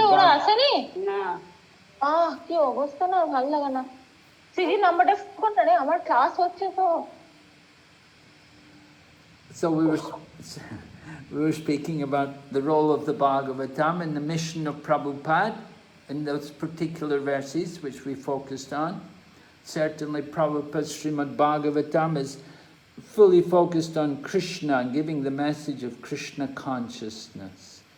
So the Srimad Bhagavatam is Prabhupada dedicated so much of his time to writing it, and he pushed the devotees also to publish it, to get the books published.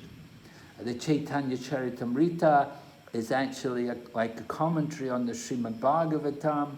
Points which are there in Srimad Bhagavatam are all explained in the Chaitanya Charitamrita.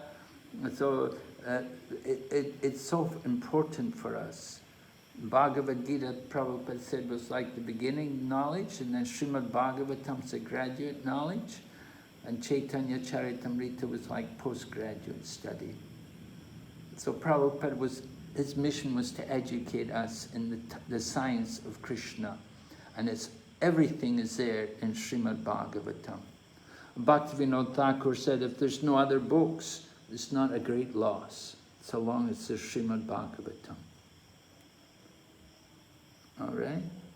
And then preaching, the analogy of the Vedas compared to a desire tree, Srimad Bhagavatam compared to the ripened fruit, and Sukadeva Goswami compared to the parrot, with reference to 113 verse and purport.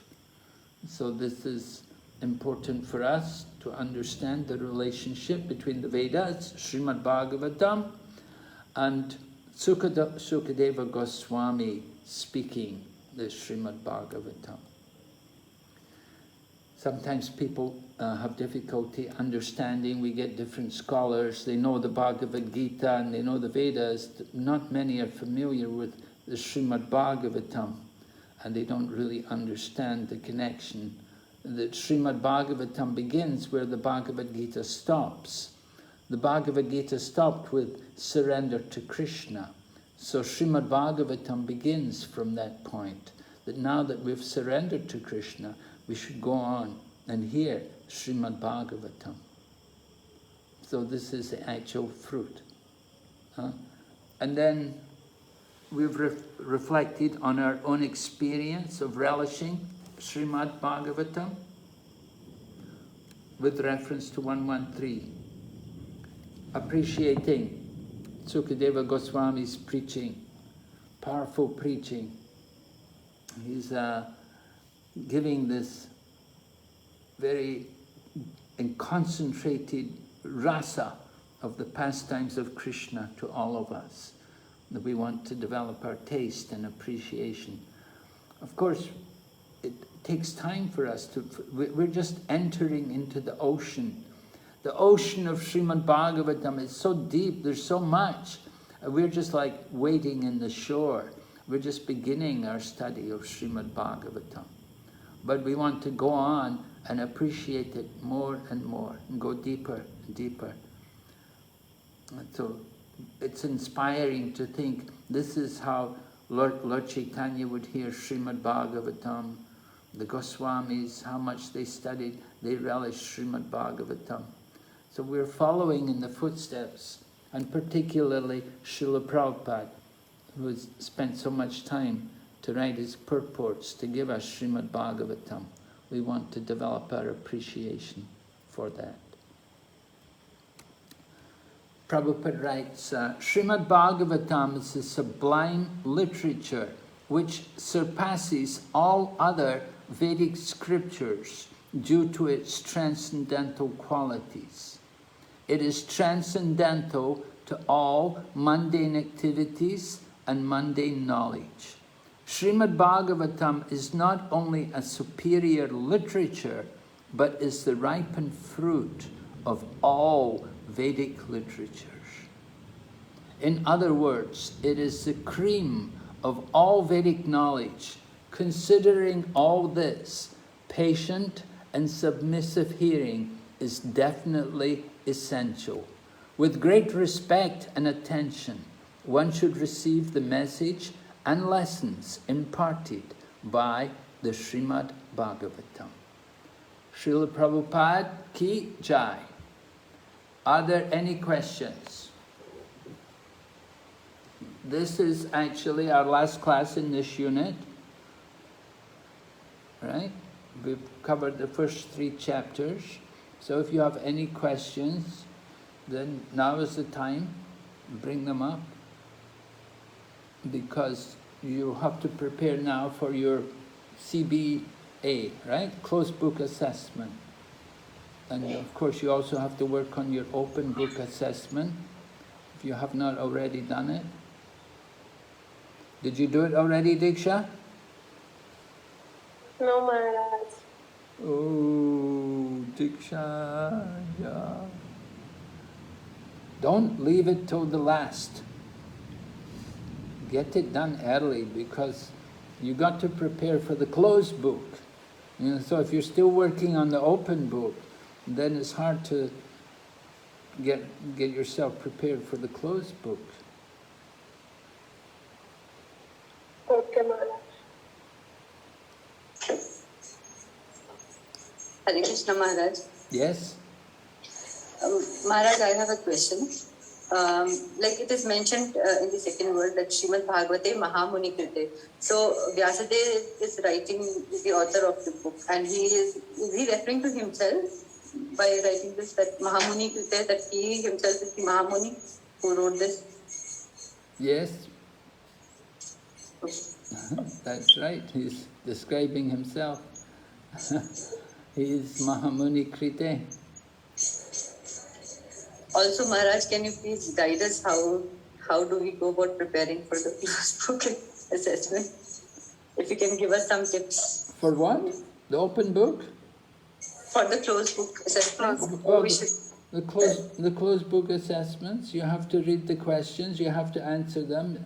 Actually, you should have answered these questions before coming to the classes, even before you begin the course.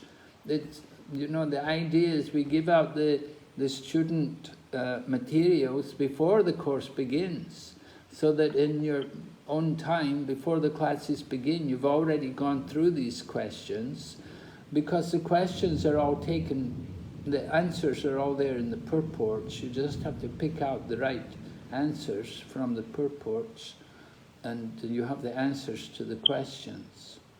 So it's not really a lot of work, but it just requires some time. You have to go through the purports and pick out the answers to these questions, and be familiar with these things. We were, initially when we began the Bhakti Vaibhava, the idea was that let the students do all the questions first, and then when they come for the course, then they're already prepared, they've already answered these questions, and then they can just concentrate. And even the slokas also, you know, if they've already memorized the slokas as well, then they don't have a lot of work to do. Then they can concentrate more on hearing the classes and participating in the classes, and then also writing the essays. So the closed book questions, this is quite straightforward stuff. The material is all there. You don't have to do a lot of research or anything. You just take the answers out from the purports and so. Okay. Yes. I have a question. Yes. Maharaj, in verse 1 to 13, we discussed today, we understood that the goal of life is to please the personality of Godhead. Whether you are in any varna or ashram, goal of life is to please the supreme personality of Godhead. So I want to ask this question that for a girl when she enters Grihastha ashram, so the life is completely changed because like she has a lot of responsibilities. So Maharaj, Bhagavatam is in Bhagavatam we see many successful stories, but in Kali Yuga I have been seeing so many friends who are getting married and then getting divorced. So I myself I read Bhagavatam, but I don't get convinced of this principle that this marriage is the only thing that will this marriage is the another way of like how will this ashram protect me when after going in marriage the things are becoming so disturbing that I'm not able to please Vishnu. Like goal of life is to please Vishnu, but see in Kali Yuga there is very less tolerance and everything. So I when I was just reading this verse as you mentioned today, so I was just reflecting on this one point. So please can you give some light on this point? Well, your married life is also for pleasing Vishnu. It's not something separate from the service of Vishnu. You have to understand your married life in that way, that it's a part of your duty as a service to the Lord. You get married and you live in a family, have a family life. And so that is part of devotional service. It's not something separate from service to Krishna. So you have to have confidence in, as a woman, you have a duty like that. And there's no reason to have doubts about it and don't think, well, I don't know about this and that, That's not the way to go into family life, You have to understand properly. Of course, marriage has to be proper, and you arrange it for a proper, qualified man, devotee husband.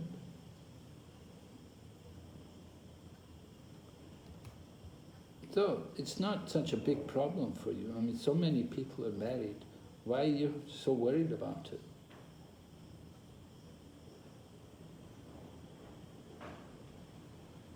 But there are successful stories, but see many unsuccessful stories also, which is like very difficult to see them coming back. So the thing is that that is very displeasing to my heart. That so will my relation, like it is not there yet, but the thing keeps on lurking in my mind that it's a big thing in my life. It would be a big thing in my life. So will that help me in my duty to serve Krishna or not? Well, definitely it should. Yes. You have to understand that just being a wife, that is part of a duty to Krishna. It's your ashram. You go through the Sri ashram. And so yes, it's a duty to Krishna. To live in Krishna consciousness with another man, then we want to show the example of ideal family life. That is Krishna consciousness. You want to show an example to other people how to live. You say so many people are not successful, so you should be confident that you will show the example of success. You don't reflect on all the failures, but you should think, I want to show people a success of family life, the good example. So that's required.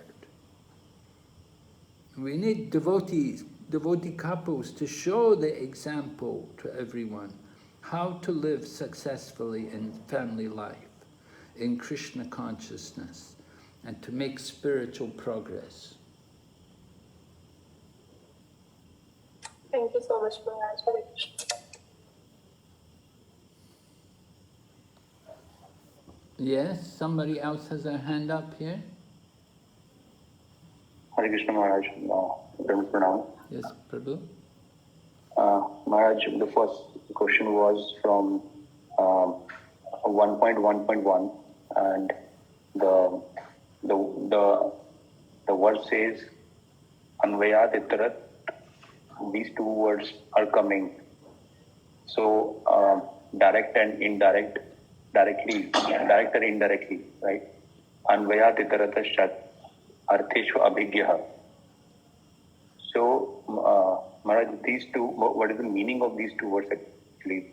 I was not in the whole class, so I could not understand these two words myself when I'm reading it.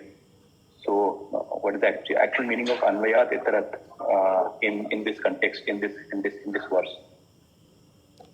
Oh, in the first verse, directly and indirectly. Yes, Maharaj. Well, you have to go through the Prabhupada's purport. You didn't get satisfaction from Prabhupada's purport there? I tried to read it, but how actually Lord, Lord takes takes the knowledge of every jiva directly and indirectly. And the analogy which Prabhupada gives is pretty clear, but from the point of view of Lord's context or Lord's knowing everything indirectly, how can I understand? I could not clearly getting the point there. Yes, it's not an easy topic to actually say we fully realize everything. Let me see. We do have, if you have a copy of the book by Bharijan Prabhu, Unveiling His Lotus Feet, it's very helpful. And he does touch on a lot of topics which are not always so clear in Prabhupada's books. Have you heard of that? Maharaj. Have you heard of that book? Unveiling the Lotus Feet? It's yes, Maharaj. So if you can get hold of a copy of that book, then within that book, then Bharijan Prabhu gives a lot of quotations from Jiva Goswami, and Jiva Goswami is quoted from many of the writings of his Sandarbhas. Jiva Goswami wrote 6 Sandarbhas, so from the Sandarbhas he deals with a lot of the questions which come up from the reading of Srimad Bhagavatam, and he tries to make things a bit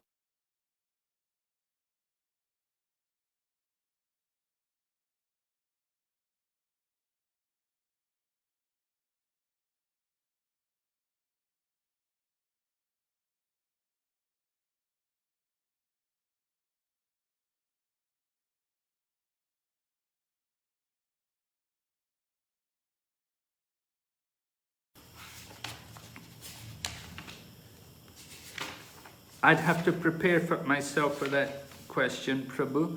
Maybe you can give me your email and I can reply to you on an email. Sure, Maharaj. Thank you so much. Maharaj, can we get the answer in the group if it is possible? All right, yes. Okay, we'll do it in the group, yes. So I'll give you an explanation in the group. That will be better, then everyone can have you can see the result. There is one more doubt or question, Maharaj. In the second verse, the word Kritibhiha Shushrushubhi, the word meaning which Srila Prabhupada gives is culture about Shushrushubhi. And so from the purport, it's when in the class he said that, or from the sandarbhas, we got to know that by just creating the desire to read Bhagavatam is Sushushruvi. So is it the meaning, what is the exact meaning of Sushushruvi, and how, what is the meaning of culture when Srila Prabhupada gives the meaning of Sushushruvi in this verse?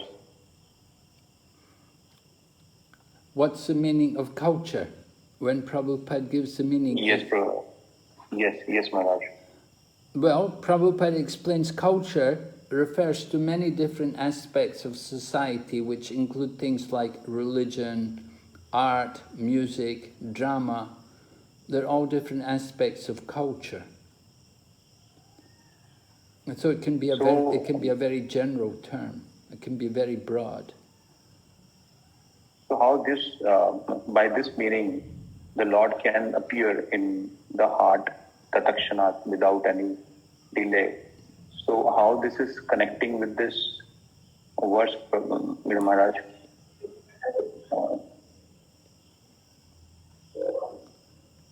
Sushushrubi takshanat.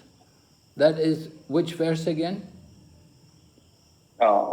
Next verse, Maharaj, 1.1.2. Or second verse, right? The last words. How can it be that the Lord appears in the heart? Yes, Maharaj. And in some explanations, we read that this means a person who creates desire to read Srimad Bhagavatam is the meaning of Kritibhya Shushrushruvi. Yes, right. The desire to hear, the desire to read Srimad Bhagavatam. Right.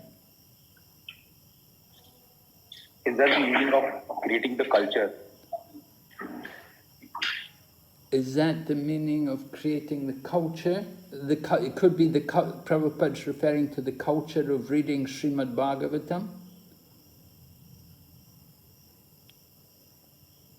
Is that what you're saying? Yes, Maharaj. Yes, that's right. The culture of reading Srimad Bhagavatam. That is the second verse is glorifying the Srimad Bhagavatam. And we're being encouraged to read the Srimad Bhagavatam, so that we want to develop that culture of hearing the Srimad Bhagavatam. This Sushushrubi, that was the important word in that verse, and Prabhupada mentions that word in the purport, doesn't he? He talks about this eagerness to hear.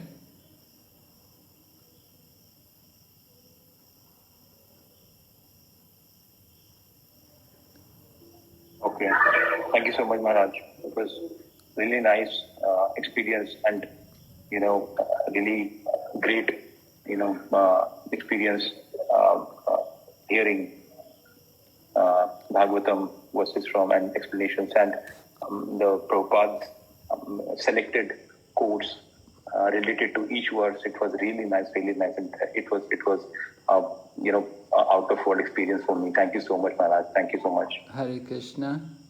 Hare Krishna. Yes.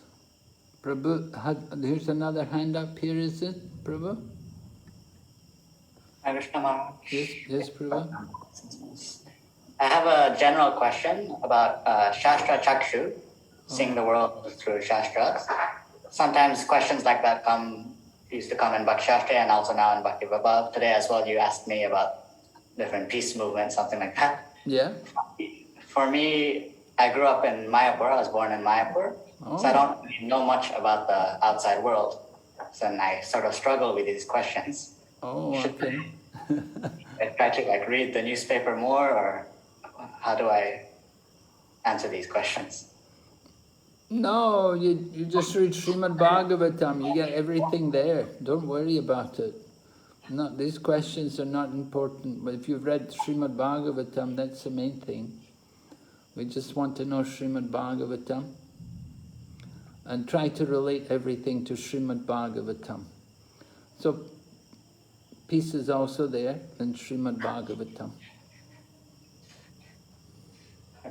Thank you, Maharaj. And we're in Srimad Bhagavatam, we get a lot of war stories. We've got Krishna fighting the demons and so many different battles with Lord Shiva and so on. When he went to Bana's kingdom, we do hear a lot of war there. But it's all transcendental battles. So even on the transcendental level, there's wars, there's conflicts, and but ultimately it's all peaceful, and Krishna's always victorious. So long as we're on the side of Krishna, we'll always be victorious. And that's stated at the end of the Bhagavad Gita. Wherever there is Krishna and Arjuna, there will be victory, morality, extraordinary power, and opulence. So just always be on Krishna's side, and then you've nothing to worry about. Thank you, Mom. All right. Maharaj, I had this one question from the CBA I wanted to ask, because I was thinking about a big answer to this. I'm not able to frame a single line. Like for the question, explain how the impersonalist philosophers have given indirect impetus to mundane sex life. So for this, what can be the answer? Like what I understood from Srila Prabhupada's purport 111, the last paragraph, was that material sex life is a perverted reflection of the original fact, because the original fact is absolute truth and he is person. So how the impersonalists are giving this as an indirect impetus to mundane sex life?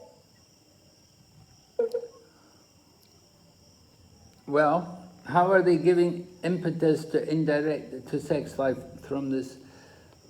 Because they're they're denying the spiritual aspect of life, the pure nature of sex life.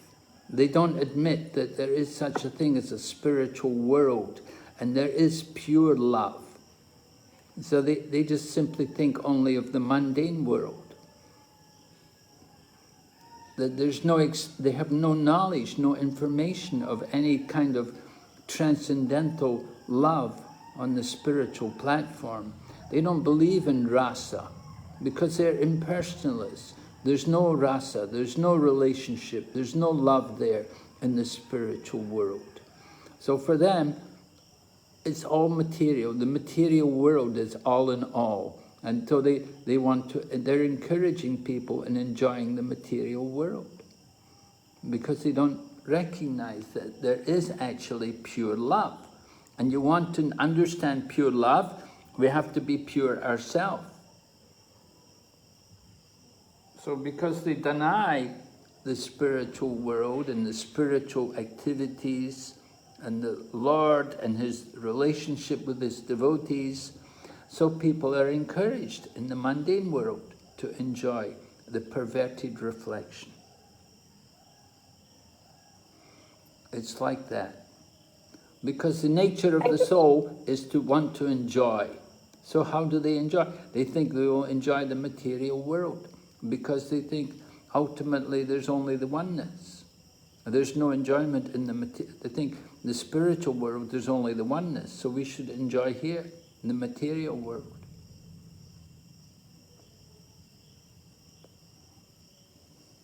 Thank you, Maharaj. And Maharaj, one more question was from the identify 3 level of occupational duties.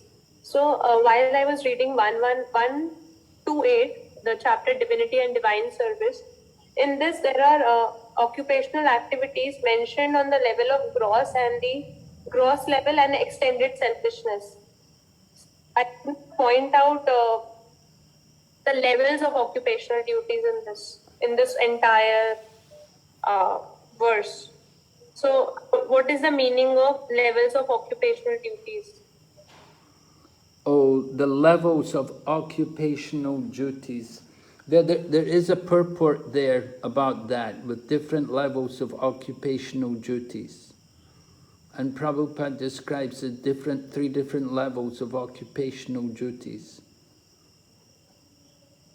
It's in the purport of that verse. Did you read the purport? Yes, Maharaj. Maharaj, I read the purport, but I could not get clear. If anybody else in the class can also help, that I could not understand the levels, because it is given that the gross, there is a concentrated selfishness and extended selfishness. And occupational activities are limited to concentrated and extended. So there are two types of activities. One is limited to concentrated selfishness and other to extended selfishness. Yes. Mataji, probably the answer is karmi, jnani and devotee. That's a 3 level of occupational. There you are. Okay, Maharaj. I could. Okay, thank you so much.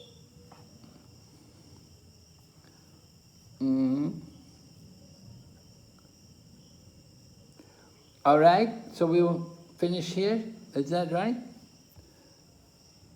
Yes, Maharaj. Thank you so much. And I'll put in the chat to reply to Prabhu's question. Any other questions you want to answer? Are you okay? All right, so wish you good luck. Take care. Have a nice time studying Bhakti Vaibhava. Srila Prabhupada ki jai. Gaur Bhakti Vrinda ki. Hare Krishna.